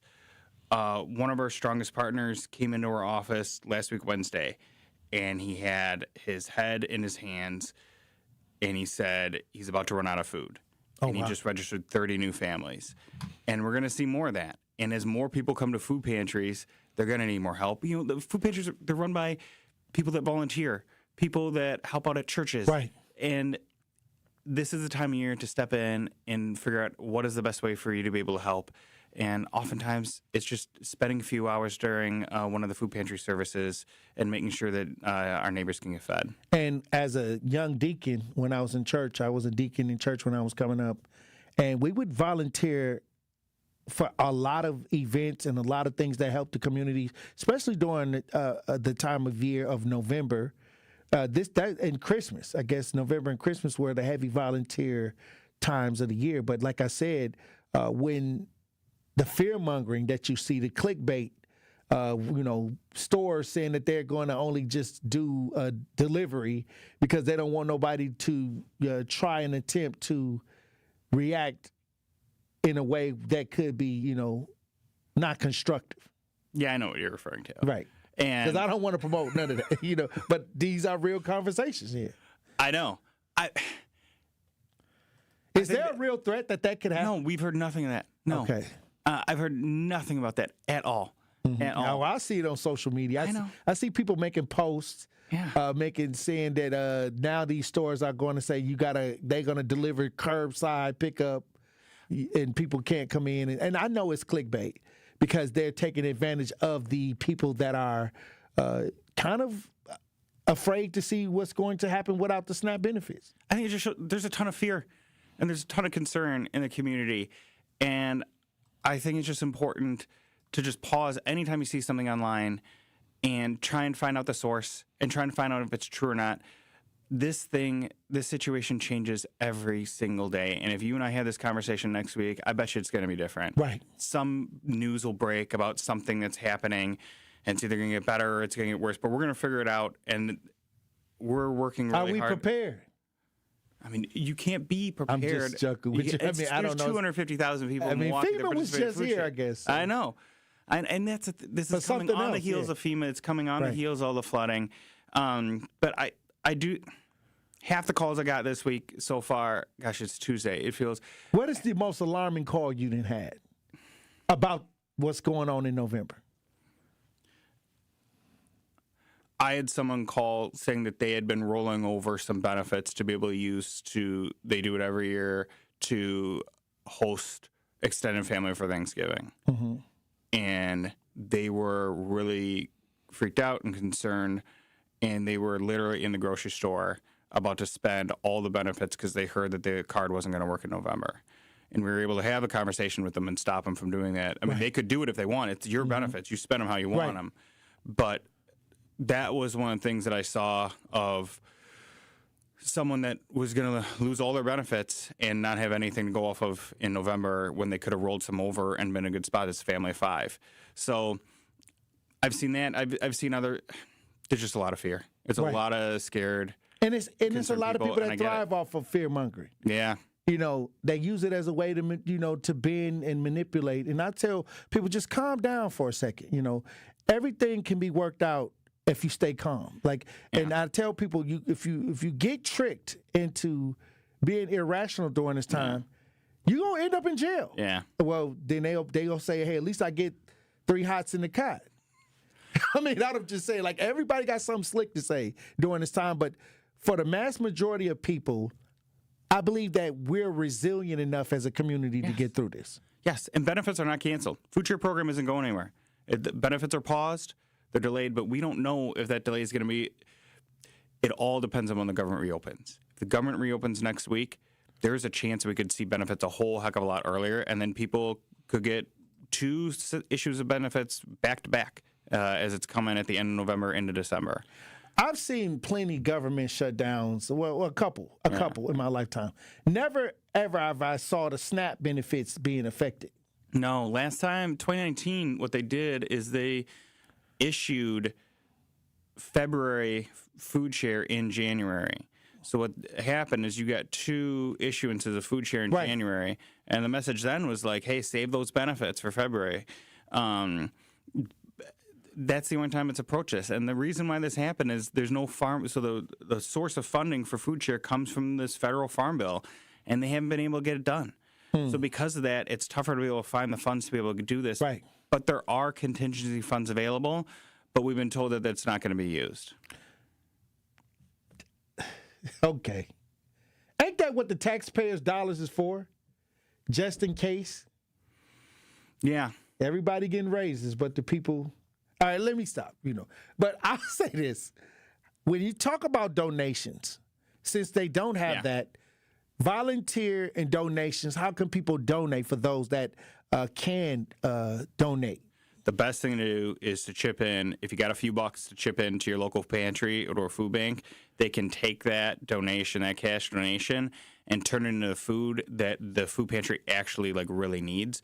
If not, before going into your own pantry and getting the stuff that your kids won't eat, it would be instead a lot better to go ask the food pantry what are the top 2 to 3 items that they're looking for. What are the highest in demand items it can have? If you have it where you could purchase some formula. What are the peanut butter? What are the types of products that you would want to give to your family? Ask the food pantry what they're looking for and make sure that you're either stretching your dollar donation or making the biggest impact with your food donation. Well, Matt, I may have to call you back here in a week to check on you, to check and see if there's any new information. Because, like you said, it can change day by day. Yeah, it could change day by day. So I appreciate you for coming through with Feeding America to give us at least an idea of what can happen and what do we need to look for to try to get through what may be a situation where the community have to come together, which is a beautiful thing, but it's unfortunate at the same time. You nail it when you said community comes together, and that's really what we're starting to see now. Is there anything that you want to say to the people that's listening right now that we haven't discussed?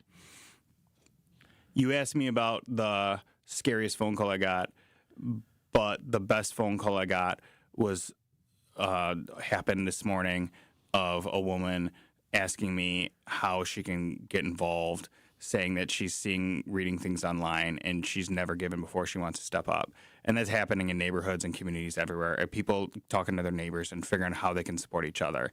That's what I'm most impressed with and grateful for, is seeing the resilience and people just coming together and supporting each other. Well, thank you for coming through. Powerful conversation. I'm going to keep you on speed dial. Thanks, Tory. And I might have to come up to Feeding America to volunteer if y'all need some help. We would love to have you. Thank you, Matt. Once again, Matt, Director of Advocacy and Community Engagement for Feeding America, Eastern Wisconsin. A powerful conversation for those out there in radio land. And we're going to continue to keep y'all updated on this government shutdown. SNAP benefits may be delayed for November. We're going to continue to talk about it. Truth Nation, stay locked in right here on Tory Lowe.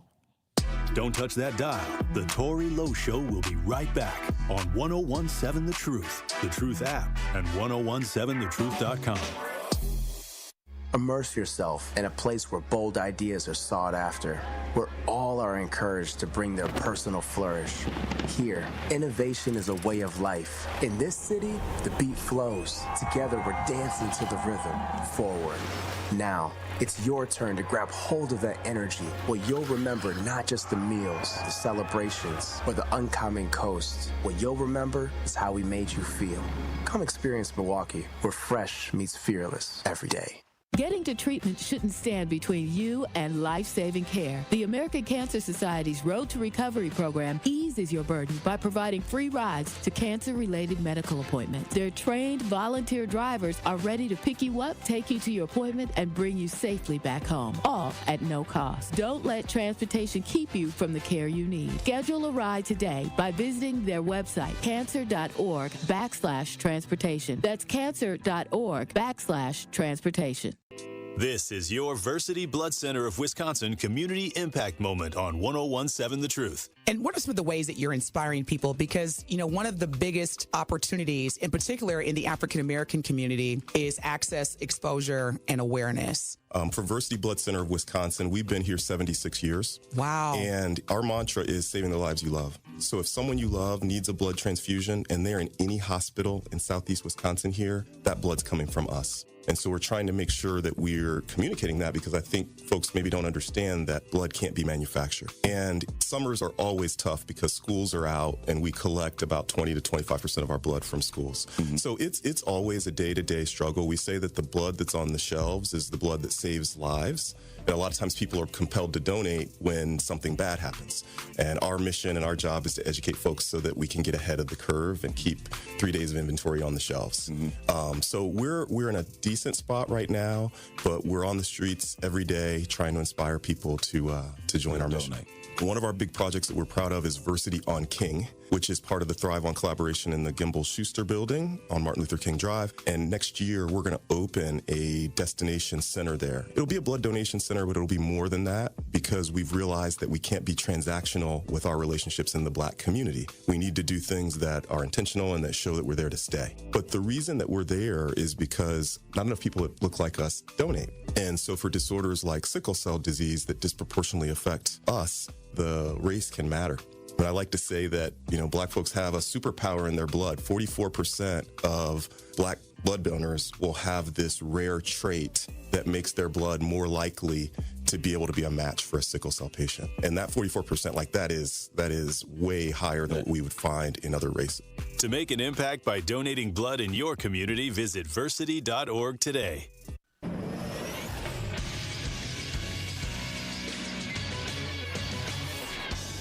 This Associated Bank Sports Center update on 101.7 The Truth is powered by ESPN Milwaukee. I'm Andrew Zimmel. The Milwaukee Bucks are back in front of their home crowd tonight as they take on the New York Knicks, led by Eastern Conference Player of the Week, Giannis Antetokounmpo, who's averaging 36 points, 16 rebounds, and 7 assists through the first week of the season. Tip-off tonight is at 7 p.m. on Peacock. And Game 3 of the World Series was one for the record books, an 18-inning classic that saw the Dodgers pull out a 6-5 win and take a 2-1 advantage against the Toronto Blue Jays, thanks in part to Freddie Freeman's homer to end it. Swing and a high fly ball, center field, near the wall, at the track, gone! Freddie Freeman! A home run to center field. Freeman walks it off in the 18th. Game 4 of the World Series is tonight in LA. First pitch is at 7 p.m. This True Sports Update was brought to you by Associated Bank, proudly supporting your hometown teams. Member FDIC. This is the Tory Lowe Show on 101.7 The Truth app, and 1017thetruth.com.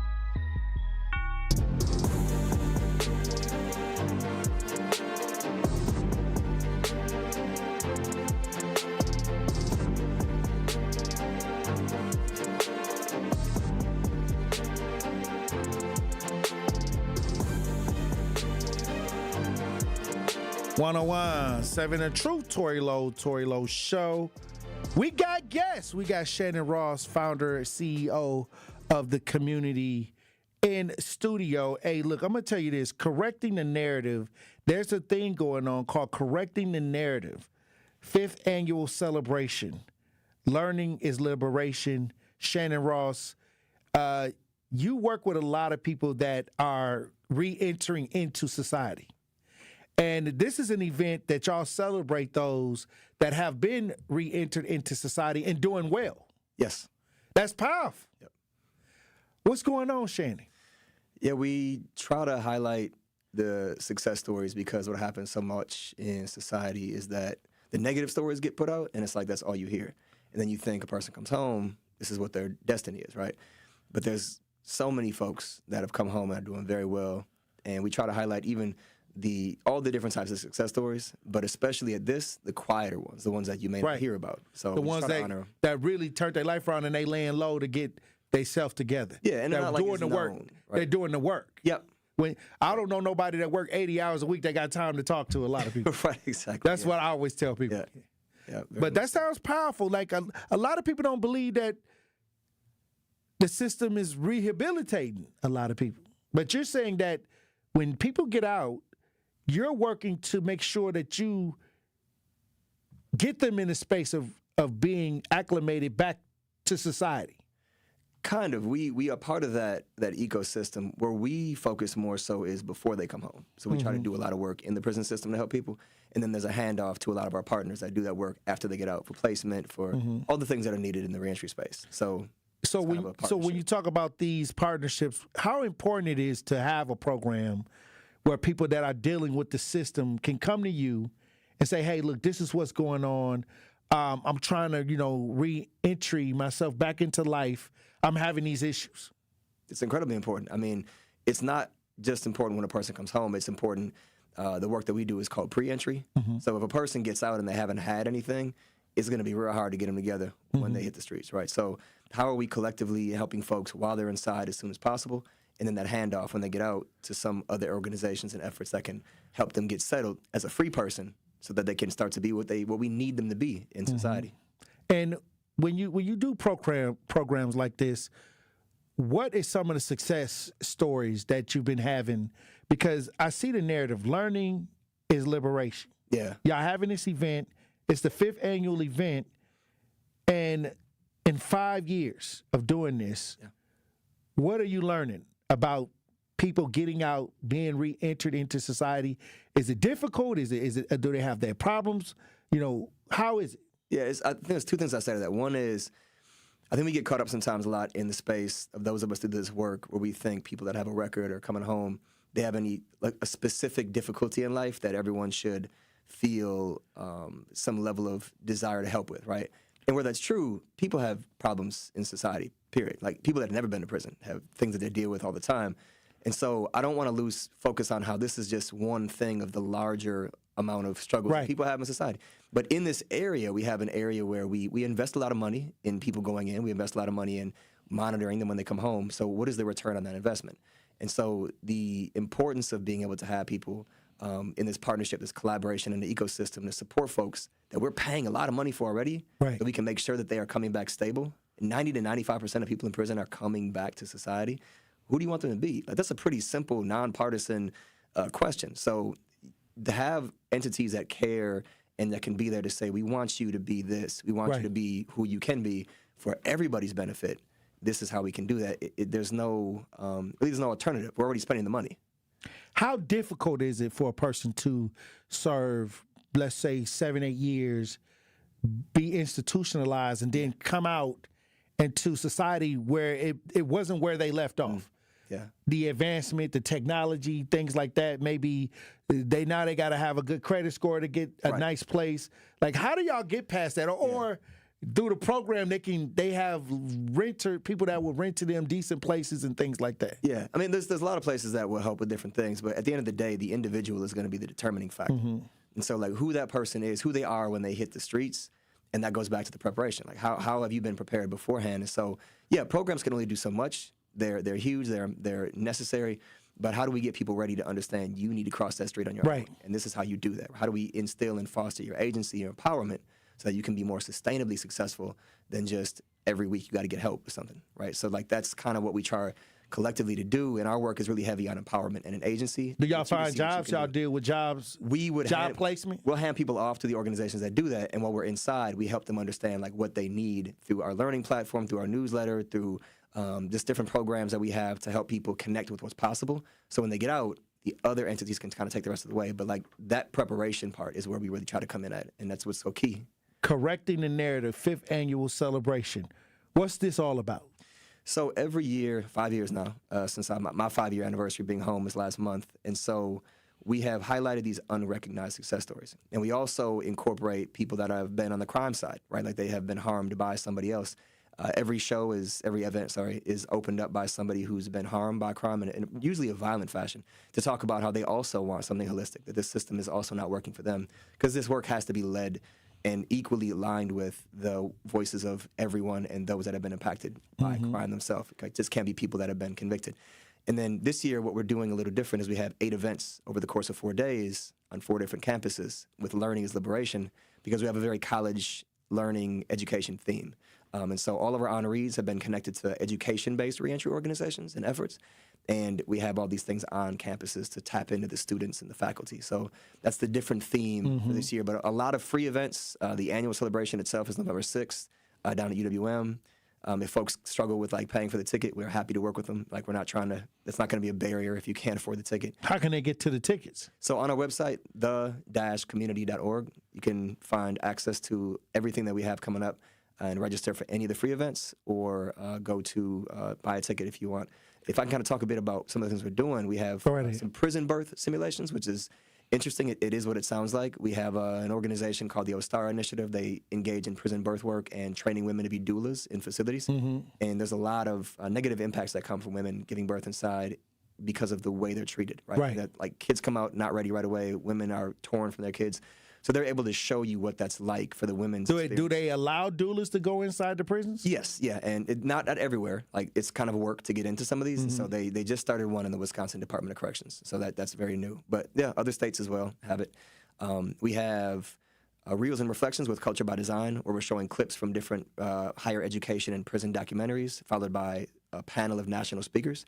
And then we have 3 criminal legal system simulations, which is you can come and see what it's like to be a person getting out, and you can play a role for like an hour and 15 minutes. And every round is another week, and you can see like going to different tables and all the struggles and the ways that people overcome those coming home. I was looking at a statistic that they said that men with felonies, black men in particular, or black and brown men with felonies, it's tougher for them to get work, and many times they say that if you have done your time and you have, stayed clean and done the right things, should you continue to mark that as on the application? Yeah. And I think it was a movement to remove the box or something like that. Yeah, ban the box is an interesting thing. Ban the box, right. Yep. So they've done ban the box in different places, and what they've found is that it has this interesting result of the very people it's meant to help most are black and brown men, mostly. That would be the highest predominance of people that go through the system.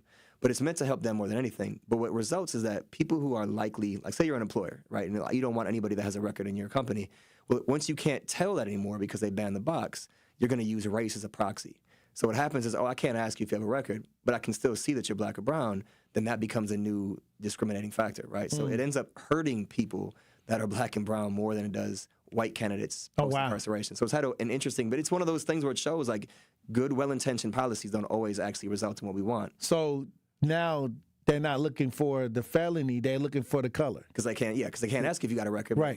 They can just say, statistically, you're probably more likely to have had a record if you're black or brown, so we'll just go for that. So it's been shown to be doing more detrimental. So now people that don't even have a felony are being affected. Sometimes, as a result, they get wrapped up in it. Wow. Yeah. So it's got an interesting impact. But I mean, it's a well-intentioned policy. We need things like that, but you need people to talk to these companies more than just make a rule that they have to follow, because they will find a way around it.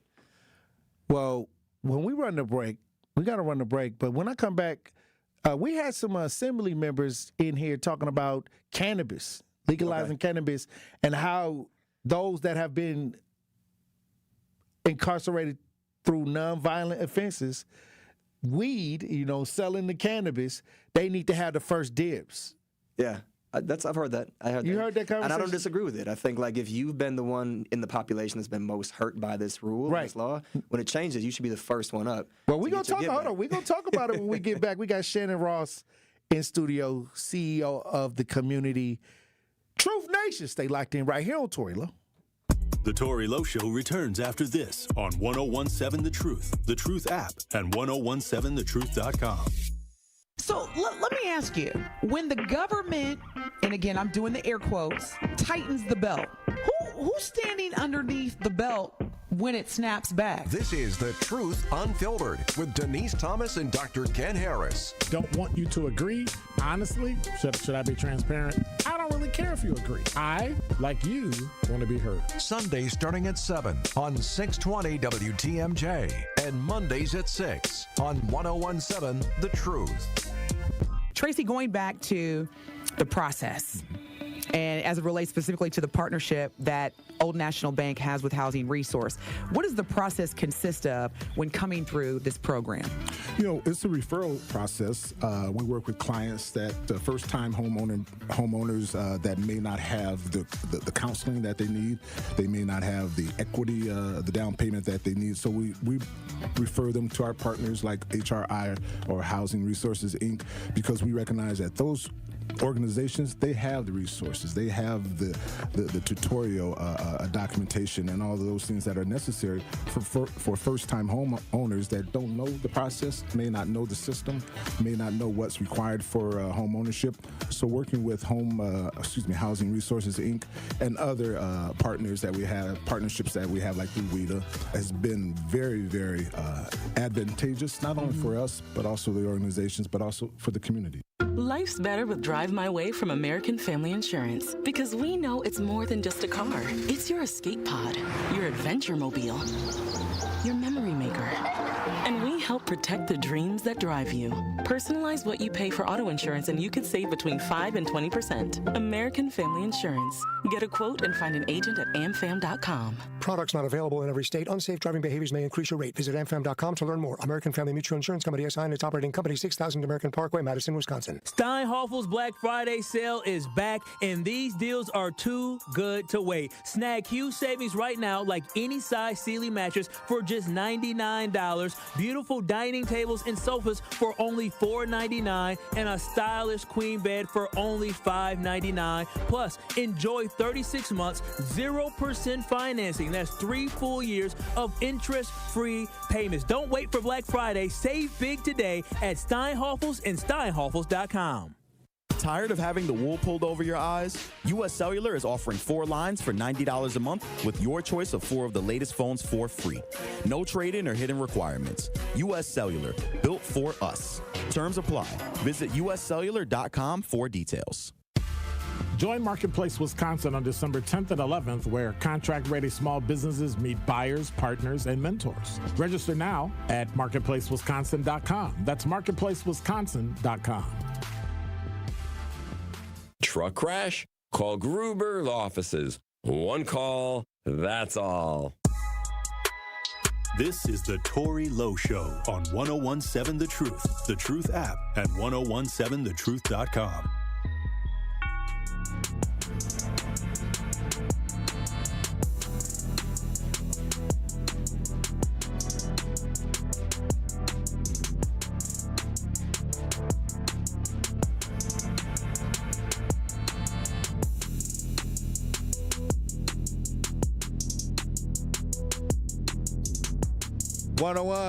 The Truth. Tory Lowe Show.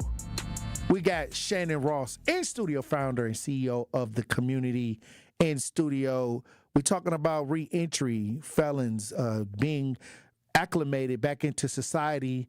There is an event coming up, a 5th annual event for those that have been able to acclimate themselves, correcting the narrative, 5th annual celebration. Learning is Liberation. This is November 3rd. Prison birth simulation. These are things that are going on around the city. Yep. 4 different campuses. 4 different campuses.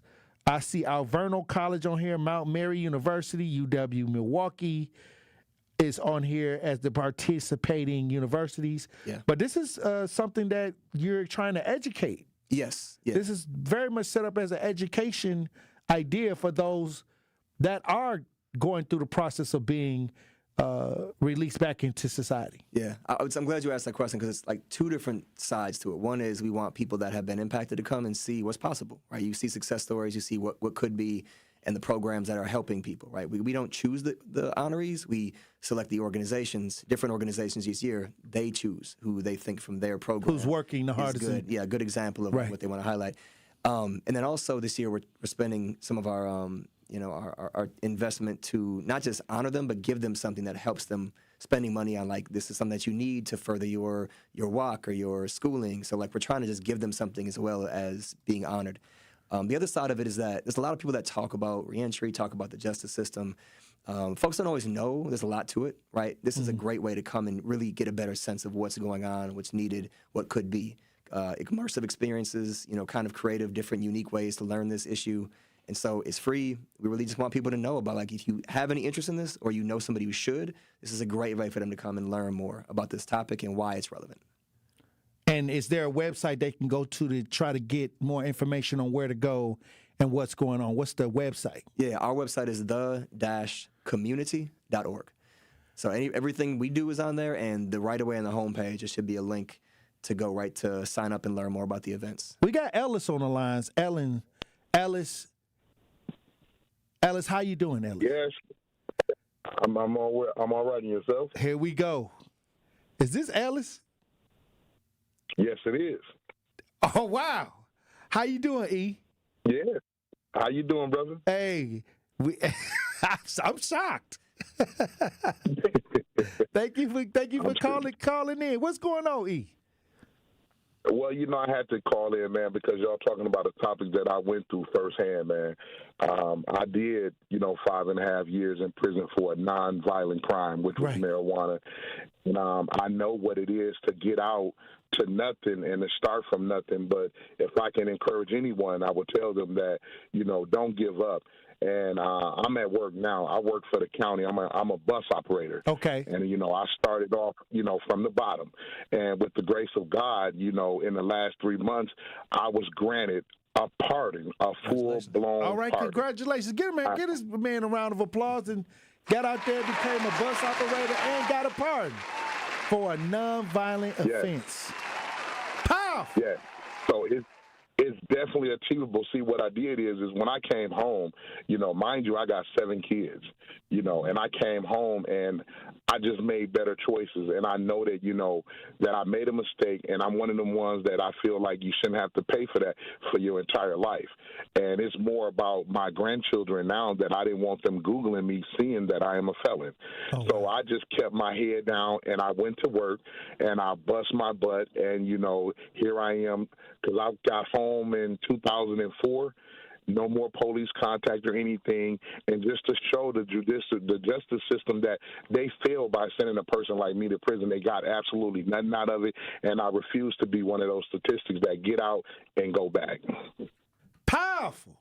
Look, E, I'm gonna tell you this. When you talk about people keeping their head down, like you said, Shannon, you said, "Hey, get out, get to work." You're there's a guide, but you got to take the steps. Yeah, definitely. It sounds like this is what Ellis did, and it came out on the right side. Yeah. Love to hear them stories. Thank you for calling. Thank you for calling, E. I'm out to hit you up, Ellis. This is one of my friends from high school that we played football together, Ellis. So I was shocked. That was I need to connect with Ellis. So I'm gonna try to get him a call. I'm gonna try to give him a call after the show. But when you talk about people like Ellis, marijuana offense, a nonviolent offense, going into the system. Now we're talking about legalizing cannabis. Yeah. So a lot of people think that those type of people that got arrested for that need to have in on the cannabis. Mm-hmm. The legalization. If they come through, they need to have dibs on it and pardons. Yeah. I think pardon for sure. I think at the very least, anybody that had a crime like that they were convicted of, if we make that legal, how can we not pardon them? I think the conversation you were saying is that should they be first up then to be able to invest in or get like support to start their own cannabis? And it's an area where I wish I did know a little bit more about it. I know they passed this in other states, and there's been different degrees of success or failure outcomes, right, that you see kind of argued between the different sides. I think they're still trying to experiment with that. Yeah. But it's a lot of profits being gained. Profits, I mean, you can argue on both ways that there's good things and bad things. I think the question, like anything, is there more good to society than there is the bad? Maybe they can offset some of these taxes they trying to hit us with. I'm sure they could. Don't know if they would, but yeah, I'm sure they could do that. But yeah, I mean, essentially at the end of the day, though, ultimately, pardon for the very least, if that becomes a legal thing. And I think pardon anyways for it because it's legal in so many different countries. I mean, states. All right, well, is there anything that you want to say that we haven't covered that you want people to know? I mean, ultimately, I really appreciate the opportunity to come talk about, the work that we do. As I tell folks a lot of times, I can't walk into a room and say we do breast cancer awareness or Habitat for Humanity or, stuff for kids. Those are right away, your heartstrings are pulled on. It's easy to buy in and have a conversation. It's ugly work that we do, that we support. We support people that have really caused harm in society. And so how are we having this conversation and getting in front of people to show you there has to be more and there have to be better ways to address it. And we have to allow folks to really reintegrate successfully, or else what are we putting our money into? Right. I agree. And once again, the Correcting the Narrative 5th Annual Celebration, Learning is Liberation. Give people more details, how they can get involved, how they can get tickets. Yeah. Yep. No, I definitely appreciate that. Anyone, go to the website, the-community.org. Everything we do, I think we got a lot of really cool, impactful stuff we do. So happy to connect with people about any of the things we do. But this specific event homepage, click it. You can see all the details. Plus, and any of the events. Plus, Shannon, you had to go through your own situation, and you said 5 years you've been. I've been free for 5 years, and this is something that you are dedicated to helping others get through it. Yeah. This is. I'm living my experience right now. I have 10 more years on paper. This is exactly what I live. So this isn't something that's just a job for me. And when you talk about just kind of being a part of that atmosphere, getting acclimated, getting others acclimated, and being there for those that went through the same experience you've been through, how is that helping you during these times? Because you said you still got paper, on paper, but then you got brothers that's getting out. How much of a situation is it making you feel like, okay, I'm contributing to helping and doing the right thing during this time? I'm very aware that I could have had a lot more time for what I went to prison for. I know people that are inside for, lesser severe crimes for longer than I was. And I'm also very aware that there are folks that have been a big part of my journey who are still inside. Right. And so for me, the least I can do is pay it forward. And this work is always reminding me and bringing me back to just the grounding exercise of, at the end of the day, the thing I wanted for so long was freedom. So now that I have that, what else? Nothing else is really going to bring me down. And so I try to remind myself of that. And helping folks coming home and helping folks inside always is very grounding for me to remember where I was and where I always wanted to be, and that I'm kind of there. What do you see with this kind of idea of brothers getting back acclimated? Milwaukee has the biggest mass incarceration population in the state of Wisconsin, and maybe in the United States. Black man it is. So in the United States. How is a program like this affecting people that are getting out, dealing with life, dealing with family, and having programs like this that they can attend to continue to educate themselves? Yeah. I always try to put an answer to that question in the grand scope of we have many organizations doing great work. So our specific place in the large ecosystem is helping people prepare before they come home, which is really important because if you're not ready when you come home, you're not going to get ready. Right. And then the other part of our work is narrative work, right? A person at the end of the day has to believe they can do something. They have to see examples of people who have done this thing for them to know they can do that thing. And they have to really have an ability to hold space for the things and mistakes that they've made in life to move forward effectively. If you're just held down by the weight of shame and the things you've done in the past, you're never going to be a good use to yourself, your family, to anybody. So how can we help you understand what's been done, what's possible, and how to do it from the things that you've done in your past? And how can they reach you for those that are listening that may have a loved one that's going through a situation where they may need your services? Yeah, yep. Website is the best way to connect with us. We're pretty responsive, the-community.org. Every single thing that we do is on there and various ways to reach out to us. Well, thank you, Shannon Ross, for coming through. Keep us up to date. Keep us up to date on what's happening. Definitely. All right. When we come back, we'll have more conversation, Truth Nation. Stay locked in right here on Tory Lowe.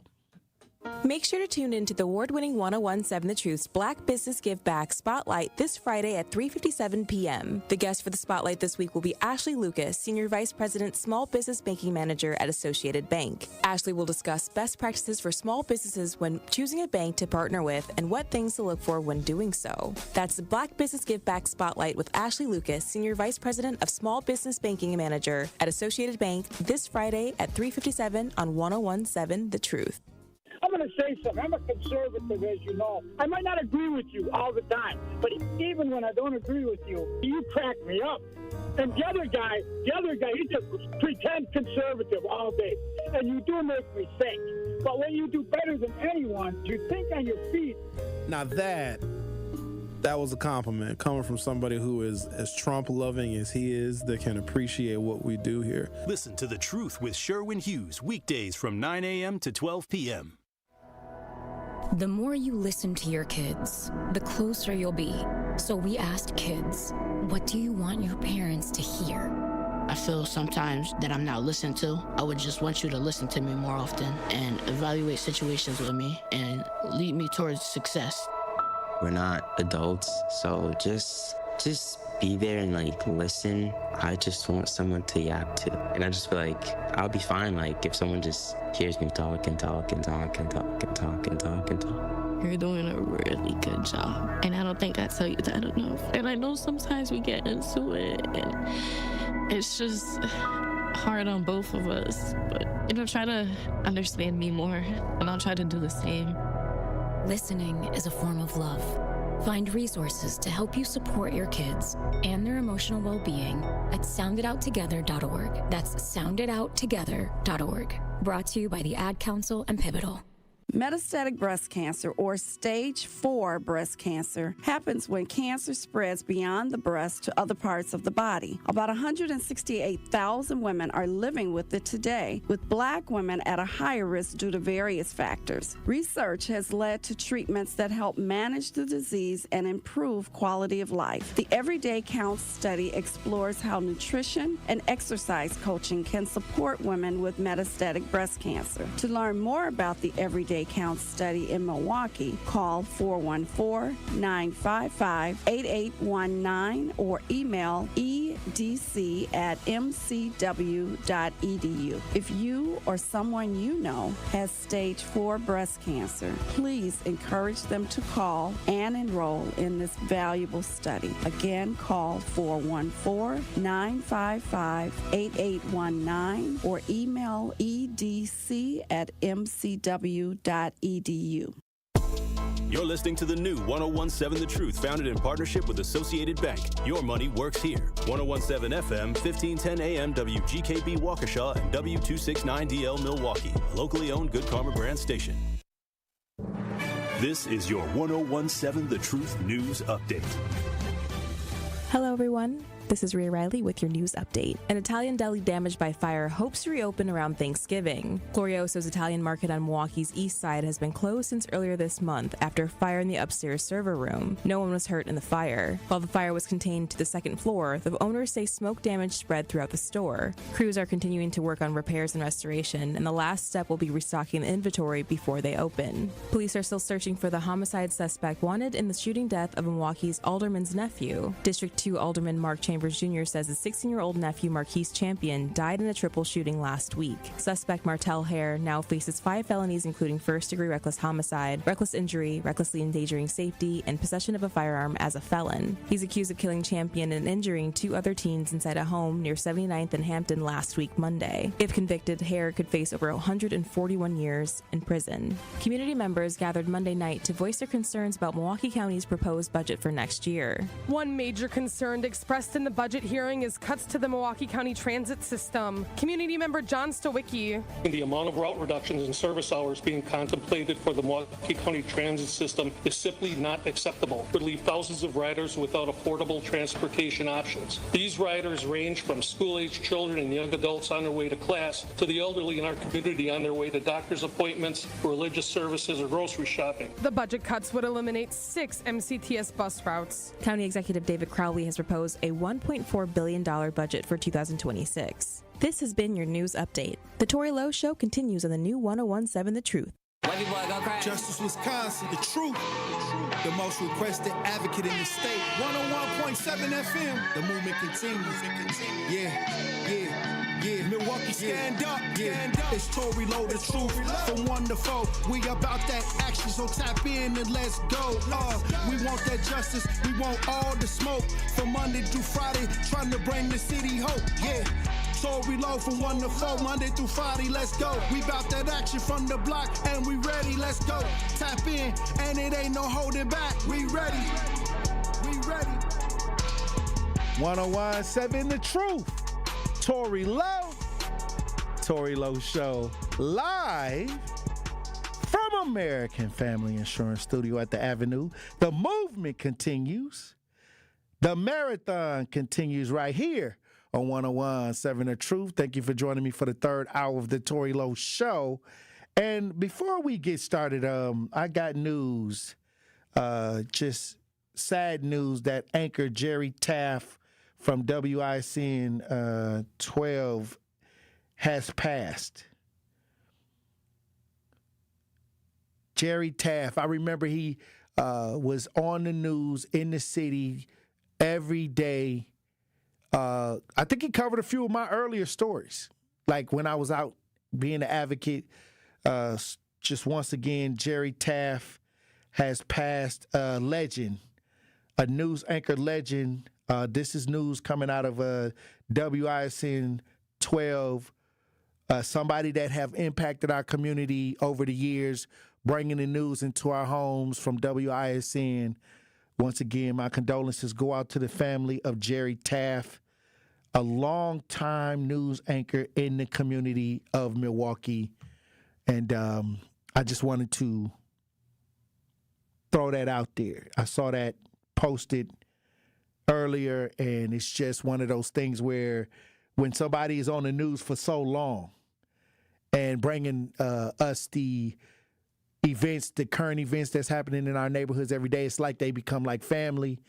And Jerry Taft is a legend, a broadcasting legend right here in the city of Milwaukee, in the state of Wisconsin. And I wanted to give him his flowers because when I saw this, I just couldn't believe it. And my condolences to the family, his friends, and WICN 12. Yeah, I want to get into this story, and this is a story that I saw. I saw this coming in to the 3rd Street Market Hall today, and I don't know if what they doing down here with the different things that they doing with the bike lanes, with the streets, the narrowing of the streets downtown, especially when you turn that corner by and go toward 3rd and Michigan, because we got to park.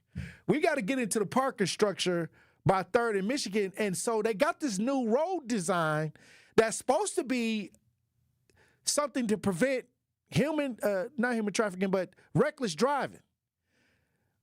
It's supposed to be something to kind of fight against reckless driving, kind of like, I guess it's Vision Zero or something like that.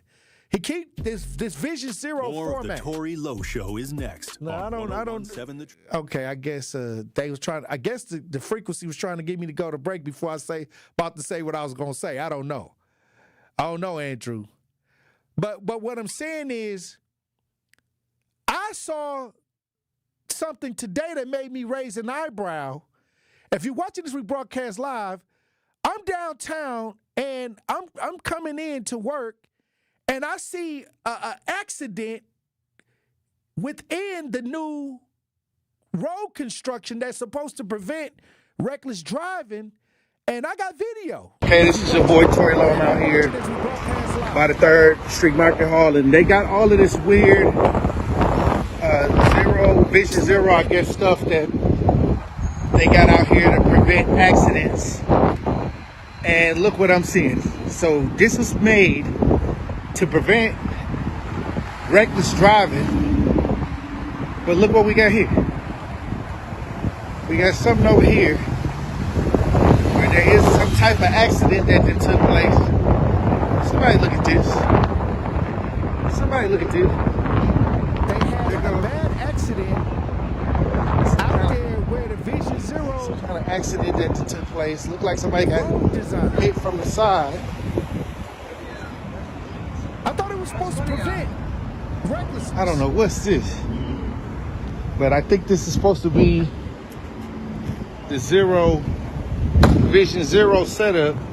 Look at this. And you can see the little bike path. On the Vision Zero. And then we got this right here. I thought it was supposed to be safe. Check this. Somebody check this out. Somebody look at this. All I'm saying is this going to help prevent? What is it here to help prevent? I'm interested. Look at that. I thought that this design, and this is the new street that they made with the bike path, with the concrete, with the bumpers, with the I don't know what this is. What's that? What's that? So here we go. Right. Vision Zero. I don't know. I don't know what the Vision Zero was supposed to do. Vision Zero. They got an accident right there. I thought it was supposed to make it safer. I mean, I guess they saying it won't stop all the reckless driving situations. I guess it's just, I don't know. But I saw that and my eyes was like, why are y'all doing, if they gonna still crash and it's still gonna be some accidents happening, why'd they do that? Why did they got all these cement blocks up everywhere with these, I don't even know what to call them little things that's sticking out the ground, them little plastic things. What is that, a reflector? It's a divider. No, I'm talking about it's a concrete divider, but yet it's like this plastic thing sticking up. I don't know but they all over the place.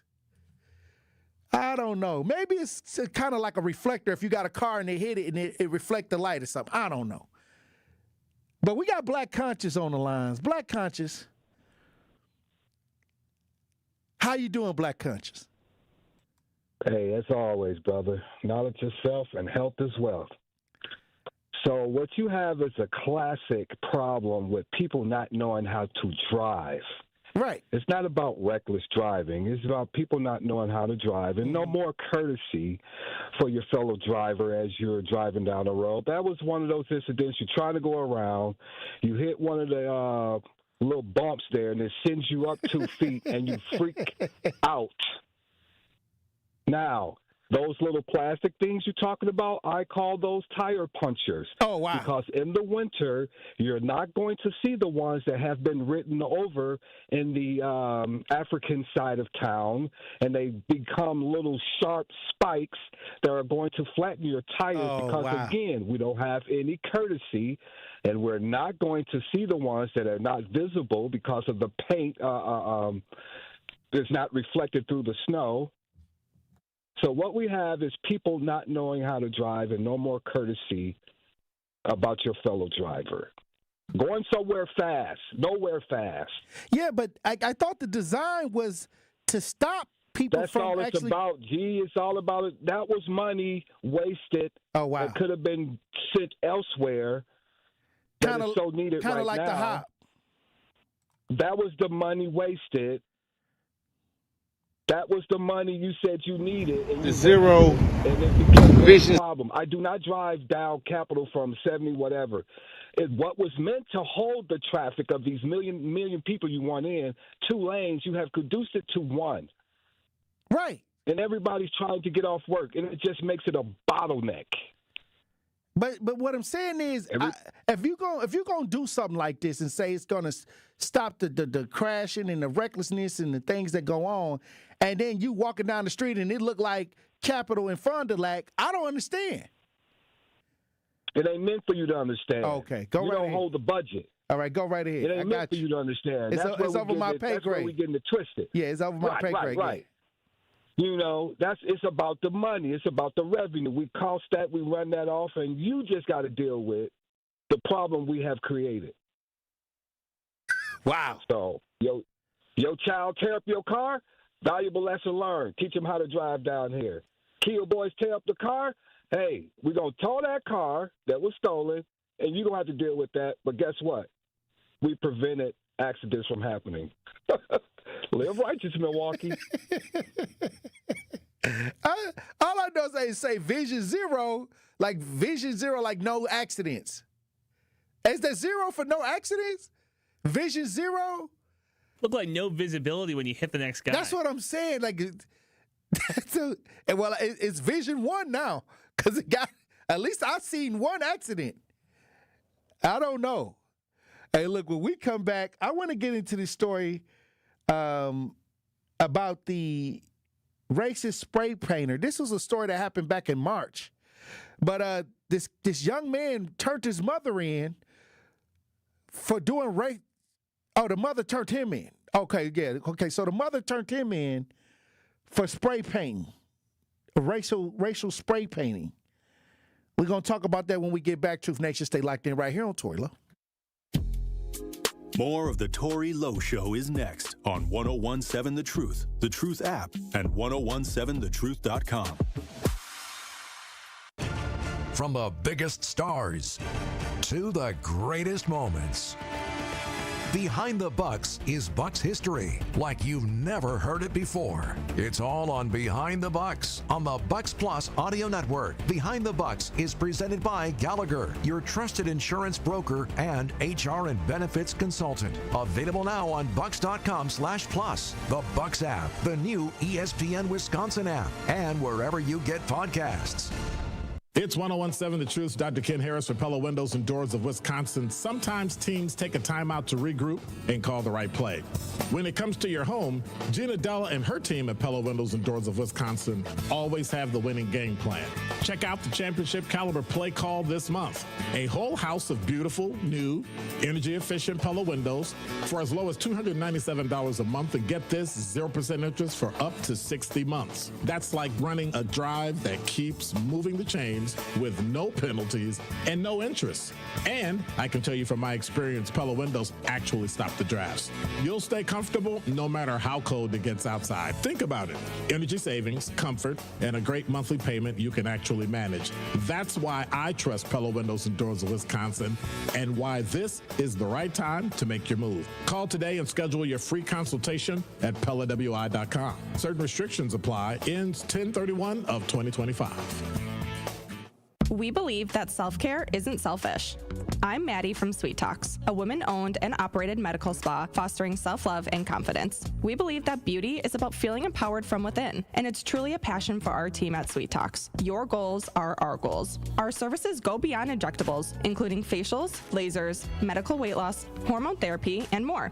There's even a cafe, complimentary to all patients. Get started today at Sweet Talks in Menominee Falls. Learn more at sweettalks.com.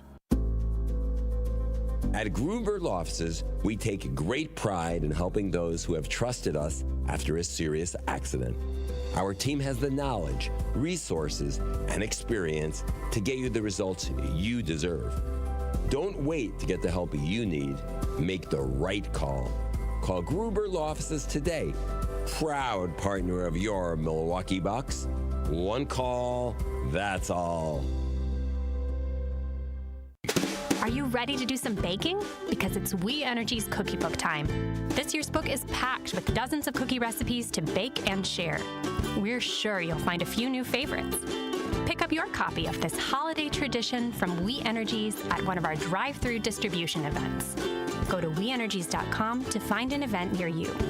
From all of us at We Energies, we offer you warm wishes for a bright holiday season.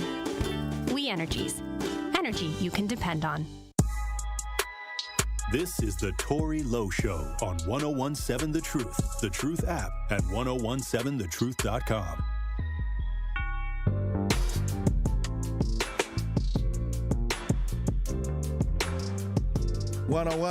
Seven The Truth, Tory Lowe Show. They talking about this Vision Zero thing. Vision Zero meaning bet y'all don't see it coming. See this coming. Oh my! They said the money that they spent on the Vision Zero should have went to the potholes, filling the potholes in. Bruh. But there's a story that happened back in March. Somebody brought this story to my attention.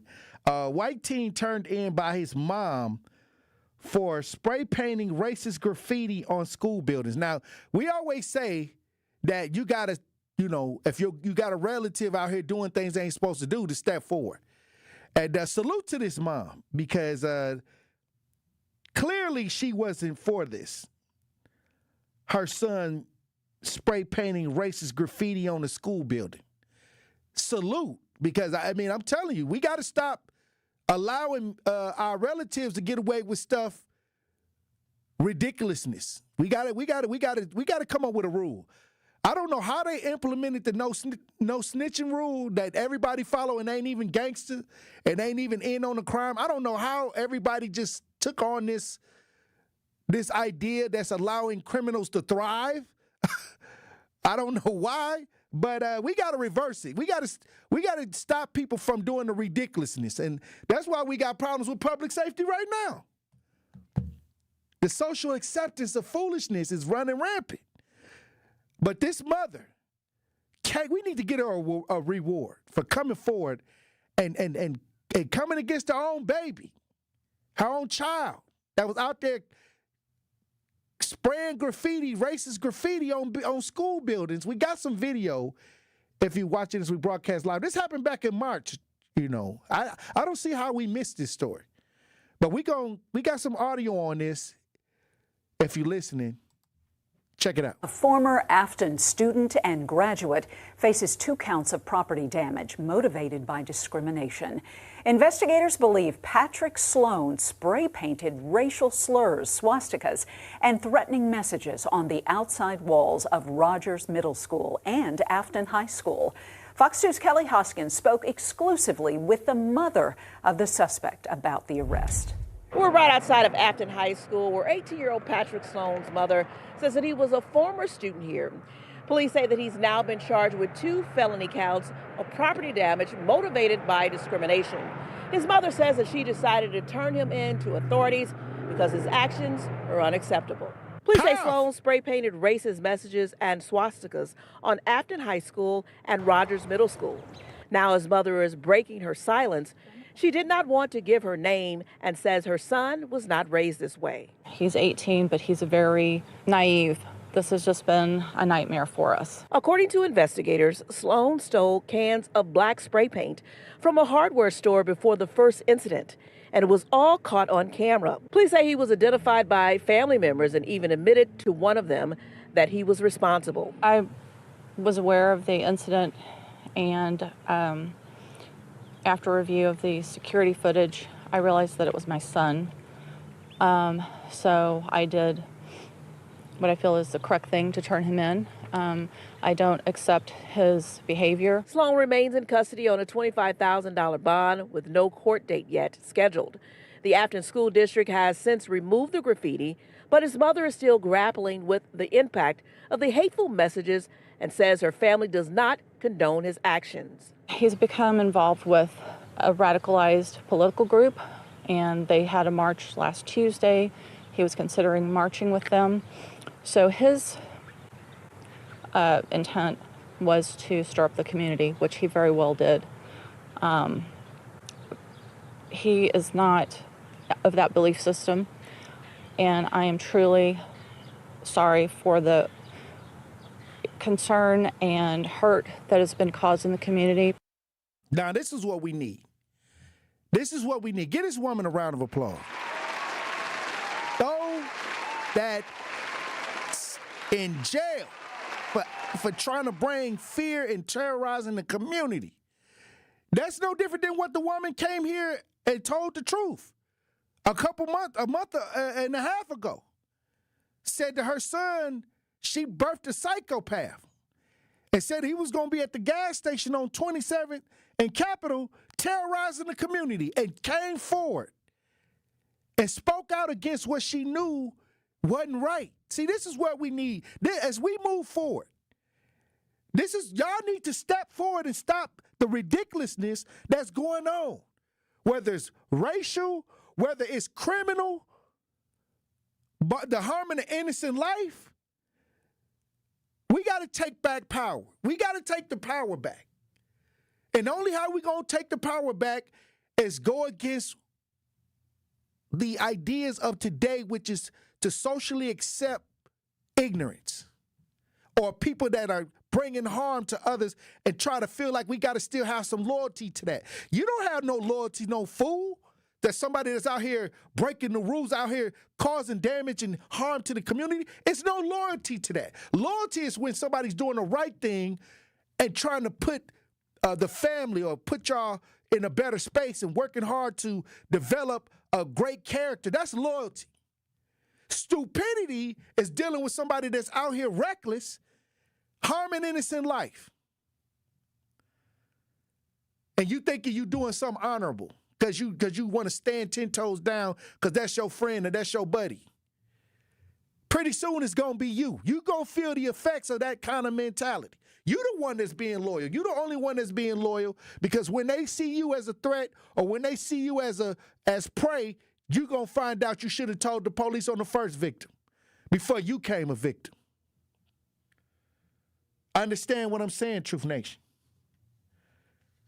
This is where we got to be. Moms coming forward. They didn't raise them kids like that. I told my son, don't get out here and embarrass the family. I tell my boys, don't ever get out here and embarrass the family. If you ever get out here and embarrass the family, don't come back this way because I'm going to slam dunk you in the jail. I'm going to jump from the free throw line and slam dunk you behind bars. I need you to be out here being honorable.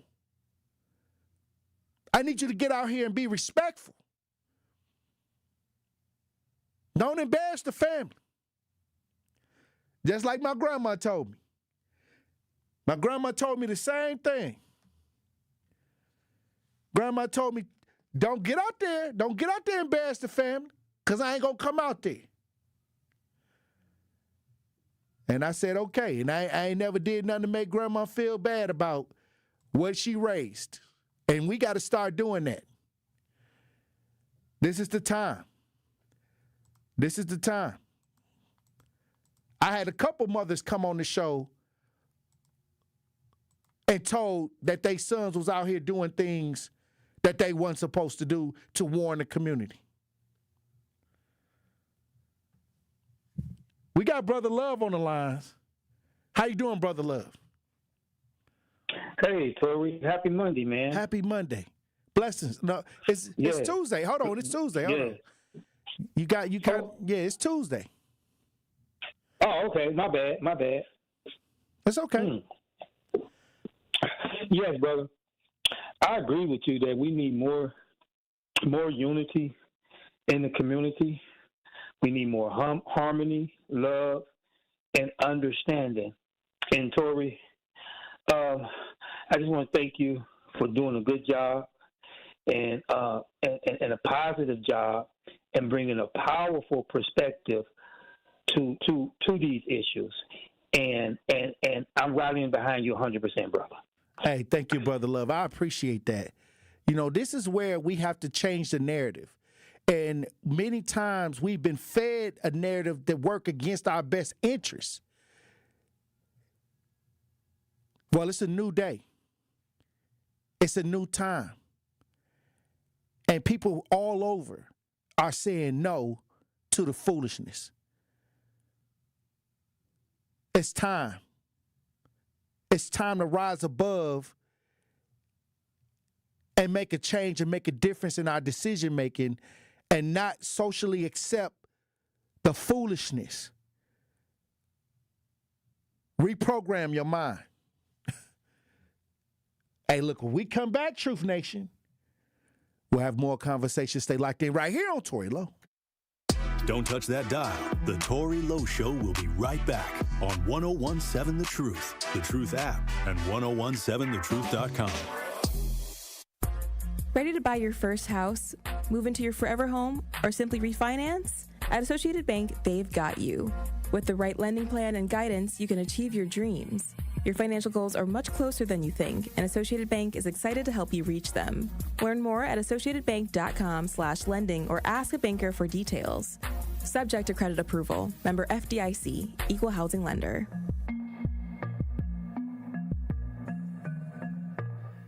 Fall in Milwaukee, where the air is crisp, the drinks are cold, and the good times are just heating up. Stroll Milwaukee's lakefront and explore its parks as they burst into a kaleidoscope of golds, ambers, and reds. Raise a glass at a beer garden that feels like a neighborhood block party, Milwaukee style. And just as the temps fall, Brewers baseball is turning up the heat. October dreams are made right here. This season, every color, every cheer, every sip, it all comes together in Milwaukee. Craft your perfect getaway at visitmilwaukee.org.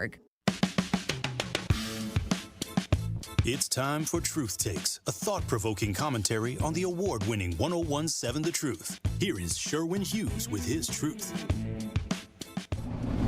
You ever notice how the phrase 9 to 5 sounds just so old school? That's because in 2025, the 9 to 5 is as outdated as a rotary phone. Let's be real. The world has changed, and the way we work has changed with it. The gig economy is booming. Folks are making money on their own terms, driving Ubers, delivering DoorDash, freelancing, and side hustling their way to the bag. And then there's the work-from-home revolution. People are clocking in from their kitchen tables, their favorite coffee shops, or even the beach. Laptops open, pajamas on, productivity up. The virtual office is now the new corner office, and the only commute is from the bed to the desk.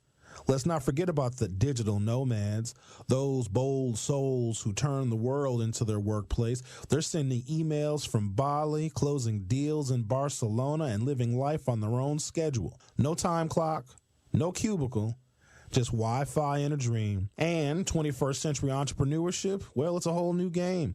You can launch a business from your phone, build a brand on Instagram, and make more in a week than some folks do in a month without even punching a clock. So who's still working that old 9 to 5 job? People who are resistant to change or maybe just can't adapt. The future belongs to the flexible, the creative, the hustlers who know how to make technology work for them. The 9 to 5, well, that's a museum piece. The real action is happening outside the box, where freedom and opportunity are just a click away. This has been Truth Takes on the award-winning 1017 The Truth. Listen to The Truth with Sherwin Hughes weekdays from 9 a.m. to 12 p.m. This is the Bloomberg Black Business Beat, brought to you by FidelityWealthManagement.com. Sports valuations are skyrocketing, and so are the number of big money investors looking to get a piece of a team. But is that recent rush into sports causing team valuations to go too high? Rashawn Williams, a successful venture capitalist and person of color, is among a group of investors launching a new private equity fund seeking to take small stakes in U.S. sports teams. And he spoke to Bloomberg about why he's not worried about private equity firms pushing team valuations higher than they should be. On the cover, it appears that more private equity coming in is going to drive the prices up. But if you peel back the layers, you'll see private equity is not allowed to own majority stakes in most of these leagues, just minority stakes. They're all capped at small percentages that private equity can own. So the majority stakes and the control owners of these teams are still families. They're still individuals. They set the price. Williams is also a limited partner in the NFL's Atlanta Falcons. I'm Bloomberg's Justin Milliner on the Black Business Beat.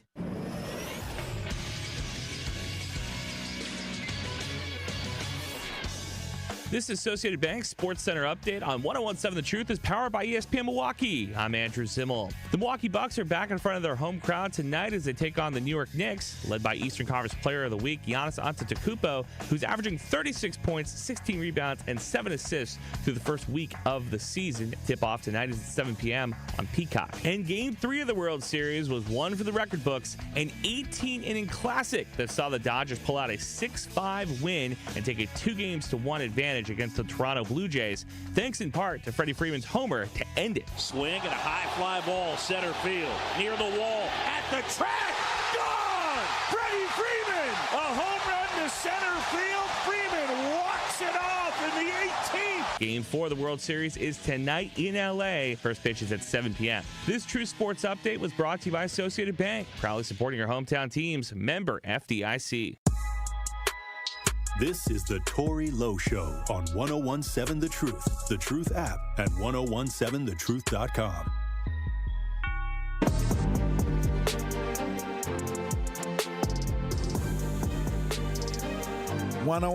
Seven The Truth, Tory Lowe Show. Joining me on the lines, advocate author Elizabeth Brown. How you doing, Queen? Salute, King. All is well. Happy Tuesday. How you doing, Elizabeth Brown? All is well. Hey, look, let me tell you something, Queen. It's been a powerful conversation, another powerful conversation. And absolutely, every day. But I do want to this before I get into some show ideas. I do want to say you can cook some mean greens, some mean cabbage. You cook a mean cabbage and cornbread. That part, absolutely. Hey, straight from scratch. If I don't know if she taking orders, but I'm gonna tell you right now, Elizabeth Brown could cook some mean cabbage and cornbread. Absolutely, smoked turkey with all the herbs. Well, absolutely. It was definitely powerful. I'm glad it was filling. Took me back to when my grandmama was alive. Hey, it's my grandmama's recipe, so I understand. Well, like I said, hey, look, I'm gonna tell you this: if you keep cooking that cabbage and cornbread like that, we gonna. Hey, I've been blessed with the skills. I definitely can burn. Package it up and try to sell it. I'm with it. But like I said, we had Feeding America in today, talking about the zero November 1st Vision Zero setup, and absolutely. you can see the little bike path, and then we got this right here. I saw an accident. Check this. Somebody check this out. If you come around that corner, Somebody look at this. 3rd in Michigan, because we got All I'm saying is this going to help prevent? Vision Zero type setup. What is it here to help prevent? I'm interested. Man. Look at that. So, and this is the new street that they done made with the bike path, with the concrete, with the bumpers, with the I don't know what this is. I don't know what's this, but I think this is supposed to be the Vision Zero setup. Who see said the little that? Bike path Again. And then Tory. we got this right here. the whole ideology, I don't know who's behind it. Somebody check this out. Who decided that would be righteous? Again, the setup would be nice if we were in San Francisco or somewhere where we don't get snow. But the way they got the streets, where's the snow supposed to go? You got all of these little divides for these certain lanes, like we don't get this is the new inches street that they of made snow. With the bike path, Where with the do concrete, the snow go? with And the how bumpers, do with the the plow without I don't know what tearing this up? is. They What's that? What's that? So Equipment. here we go. Look at all the cracks Vision in the Zero. street though. So they put brand new boulders, That took place. but Somebody the look at street this. is still raggedy. It just Somebody look at it's diabolical. And there's the accident again. I've said several times when I'm driving, like what are they going to do with the wintertime? Because again, it's cute for the summer, I guess. That whole little lane. But at the same But I time, think this is if supposed to they're be going to stack the snow there, the zero coming out of the Vision Zero garage or setup, trying to go in the garage, and, that's a blind see the spot. little bike path. And if you And then we were got this right here. let's say for instance you wasn't paying attention and the line is now moving and somebody is trying to swerve not to hit you and usually go right or left, What is it with here those to help boulders prevent? there, it's an automatic accident. Look at that. So, and this is the new street that they done made with the bike path, with the concrete, with the Ground bumpers. zero. With the, I don't know what this is. What's that? What's that? So, here we go. Vision Zero. Didn't they narrow the street and made a bike lane? Vision Zero. Vision Zero. Down the side. And now you got a huge accident. That accident was terrible. It would make sense, like I said, if we were in a warm climate all year round. But knowing that we go through, massive winters, it makes absolutely no sense to me. None whatsoever. I All just right. want to see what this winter, what it's going to look like. Well, if they could keep the hop on the track, I don't Because know. it jumped the track Every winter. Come on, like 4 or 5 times. And it just go in circles anyway. They going to raise the wheel tax and the hop going to be off the track. They need, again, throw it in the trash. Slam dunk that in the trash. Well, we had Feeding America come through. Salute to Matt. Came through. We got an issue coming up with SNAP benefits possibly not being received November 1st. What's your take on all of this? I mean, again, it's going to be devastating, but at the same time, this is going to be a pivotal time for us to see the power that we have within and the unity that we really have in the community. Trying times always came. One thing about our people, we've been resilient through whatever that was. So for me, I think it's just more about self-sufficiency, and sometimes, especially in our community, because we've been programmed to help everybody else and not help each other. I think this is a time where we're going to have to help each other and lean on each other and know that no matter what's outside of us and what they saying they're going to do and what they not going to do, we've been doing the most with the least the whole time. So I don't think it's going to be a big deal. I think, again, they're trying to push that narrative. But again, as a people, those of us who have a little more can give a little more. And those of us who, again, like we just did for our kids for the trunk or treat, we made something happen. And like I said, our people are resilient. So I just think right now it's a pivotal time to get back to square one.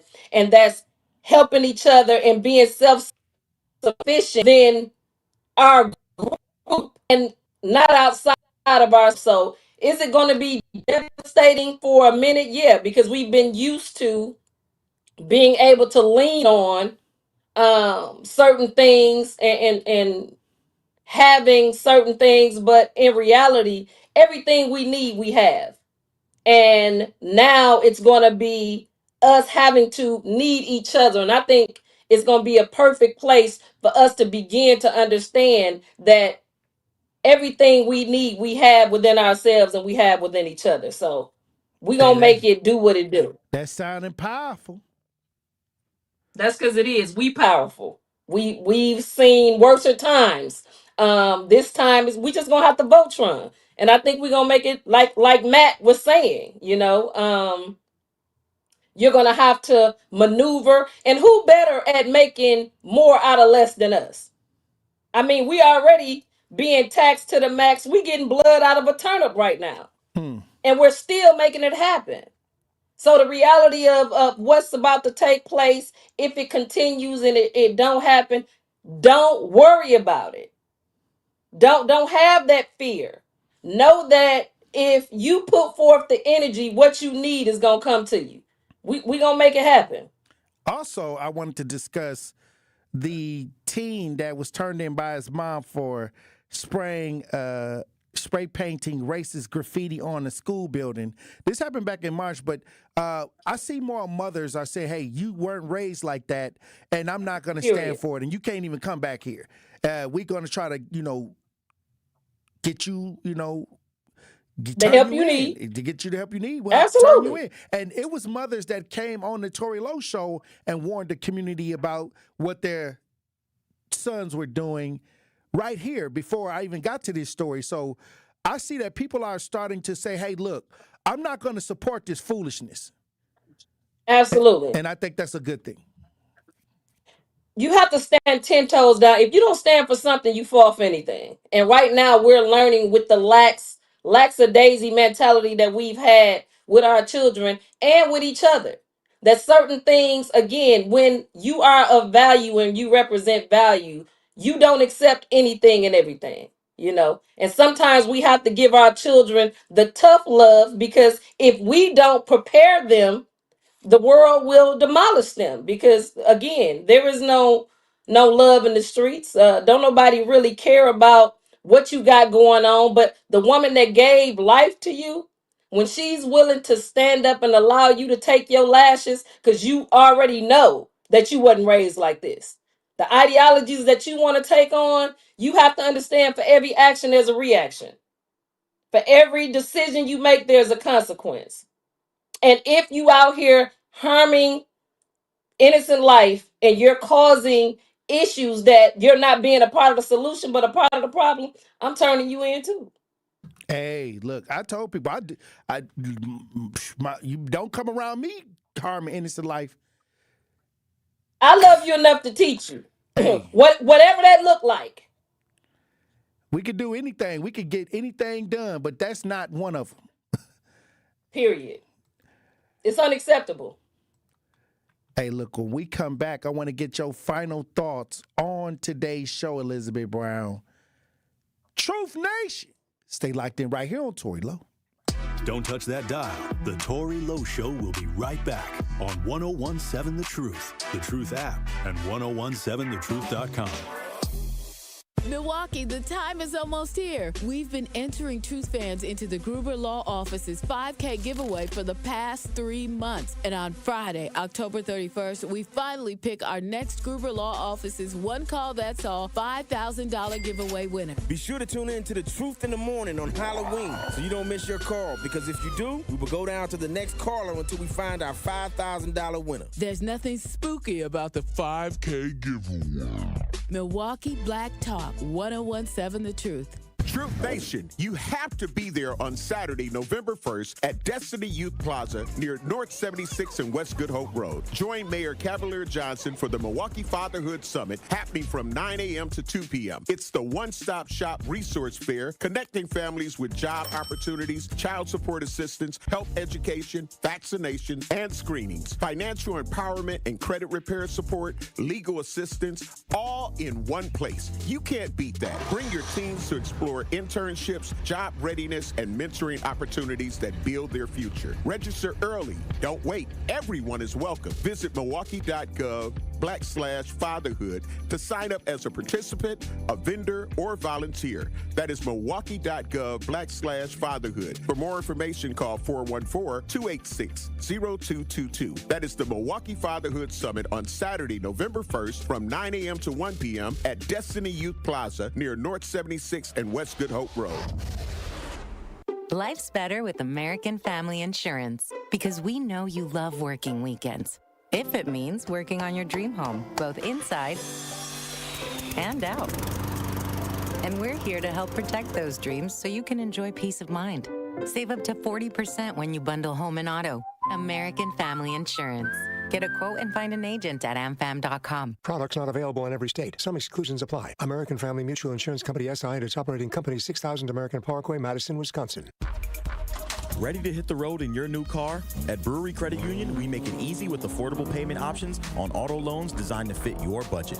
Whether it's a brand new ride or the perfect used vehicle, we'll help you get behind the wheel faster. With flexible terms, quick approvals, and personalized service you can trust.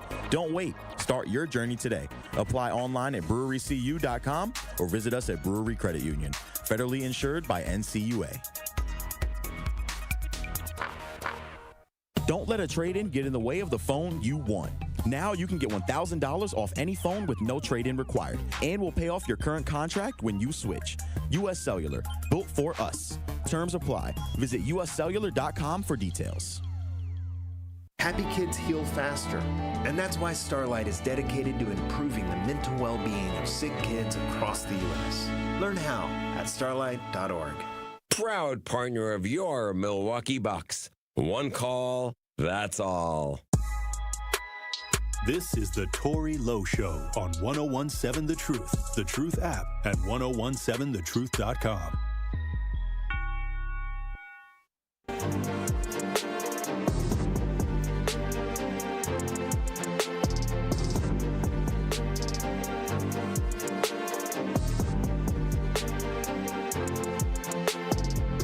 101.7 The Truth, Tory Lowe Show. Elizabeth Brown, another powerful conversation today. Absolutely. Let me get your final thoughts on today's show. I mean, again, you pivotal points, because again, I think the more knowledge we have, and sometimes being the foundation of America, and going through what it is that we went through and got through, because we've made it to the other side of a lot of things that took a lot of other people out. But the reality of it is, I think we have to be reminded how resilient of a people that we are. And I think right now is a pivotal time to assure ourselves the power that we have in ourselves, and of us who are helpers, who are givers, usually is not given. But I think we're in a season of receiving. And the most important thing that we're receiving is the knowledge of self, and the ability to know that you're going to be okay.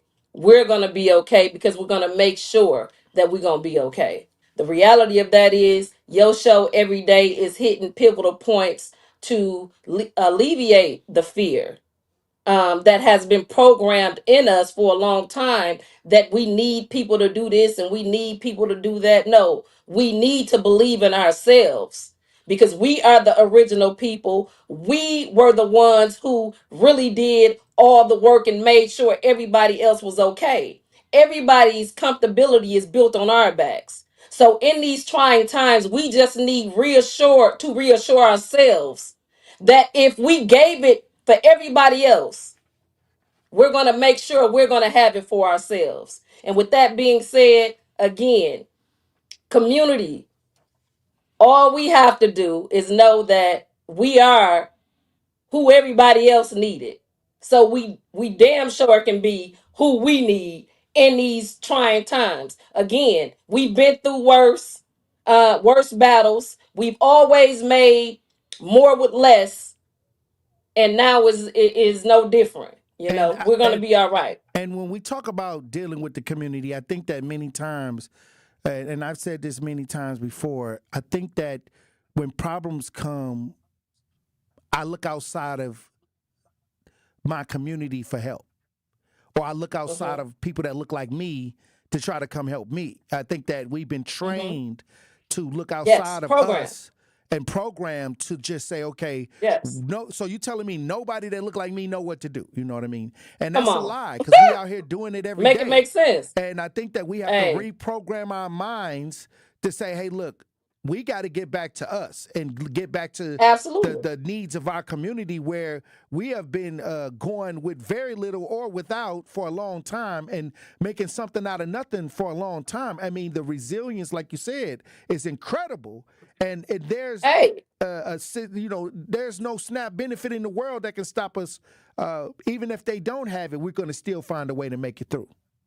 Absolutely, as we always do. And like I said, that's probably what's going to put neighbor back into the neighborhood. The reality of it is, when you remove the ego, when you remove the shame, when you remove the blame, because again, these are programs that we've been programmed with, to look at each other with the ideology of, oh, well, I'm good, or whatever. But when it's somebody else, we rally for Palestine. We rallying for all of these different individuals. It's time to rally for ourselves. It's okay to be a helper of others, but you can't be a helper of others when you can't be a helper of yourself. And right now, it's a pivotal time for us to understand the magnitude of the power that we have within ourselves, within our own communities. Again, are we going to have to tighten our belt? Yes, we are going to have to tighten our belt. But if I can make a meal and I can feed individuals who say they hungry, because again, that's energy. It only takes a little time for you to care enough to feed somebody else. But not only that, now it's going to make the wheels turn for us to get back to gardening. We started that. Again, we've been programmed to want everything fast, to trust other people with with getting the meat and the vegetables, and we're the sickest people we've ever been, depending on somebody else. My father used to say, if you want it done right, do it yourself. And we're being forced again to do it ourselves. And I think, again, is fear going to come in? Yes. But you have to move forward regardless. On the other side of that, greatness awaits us, because we are a great people. We are a resilient people. And if all of those years of slavery, abuse, neglect, and so on and so forth, if we got through that, this ain't going to be nothing. You understand? Like, we're going to be all right, is what I'm going to say. Right. So stand 10 toes down. Know that anything that you think, you create. So if you think that you're going to be all right, guess what? You're going to be all right. What we think, we create. So let's think we're going to be all right, because I got neighbors, I got friends. And again, the Tory Lowe show is every day. If you hungry, say that. We're going to make something happen. If I got it, you got it. We got it. We're going to be all right. And that's all I'm going to say. Right. And we're going to be all right. And the thing is, I think this is, even though it's something that, is going to happen that a lot of people are concerned about, I think this makes us have to look at each other and say what we going to do. Absolutely. And I think that we haven't looked at each other and said what we was going to do in a long time. Absolutely. I mean, all at once. Absolutely. And I think that this is a great time to put the unity back in the community. And this is just what I tell people all the time. We got to find ways to get back to each other. We've absolutely, everybody in America have benefited from the black struggle. Everybody. And this is not a slight to anyone. This is not a slight to anyone. This is saying the truth. Everything we have done have benefited everybody that's living and breathing in America. But us. To fight, for equality, for human and civil rights, for any cause that's going on. Still don't have. It's somebody that look like me on the front lines with a bullhorn and a sign, fighting for every cause. So why would you be upset if we say we're going to try to use that energy to help our children who have the lowest test scores in the country, to help our elders who we go into these nursing homes and they're being mistreated, to help our community where there's a lot of homicidal situations going on? It's time to put that cape on for everybody that look like us and put that energy into rebuilding, regrouping, and reshaping our communities. Absolutely. And there's no better time than the present. Right. And like I said, we've battled the worst of it and received the worst of it, and made sure everybody else was good. Now it's time for us to internalize what it is we became for everybody else and become that for ourselves. And like I said, ain't no better time than the present. Everything we need, we have. We just have to utilize what it is that we have, that we've utilized for everybody else, and do it for ourselves. And I think we're going to be all right. Hey, the power is there. Absolutely. Because we got it. Absolutely. Hey. And now we got to put it to work. Right. So we just got to stop shooting it out there where it don't benefit us, right? Absolutely. Hey, we working though. It sounds simple, but we on the road. We on the road to making it happen. It takes a village. And it takes everybody in that village to roll up their sleeves and get to work. If everybody do a little, don't nobody have to do a lot. And like I said, we are the creators of everything that exists. So this time is not going to be no more difficult than the last couple of times. The reality is we are $1 trillion spenders. Tighten our belt, stop spending with certain individuals, and make sure we making our this supposed to be a downfall, make it a come up. Hey, peanut butter jelly time. That part. Absolutely. Playing. Salute, Queen. I appreciate you for being on the front lines as usual. Salute, King. Hey, we got a lot of work to do, and like I said, I'm looking forward to getting it done, Me too. Getting some results. Ain't no greater time to be alive. I'm here for it. Let's get it. All right. Salute to everybody in the chat. Another powerful chat today. Amazing chat today as usual. Hey, wait, it's only Tuesday. Hey, look, if y'all ain't joined the chat, y'all missing out. Salute to everybody that joined the show out there in Radio Land. Salute to everybody that called in and added to the show today. I appreciate you.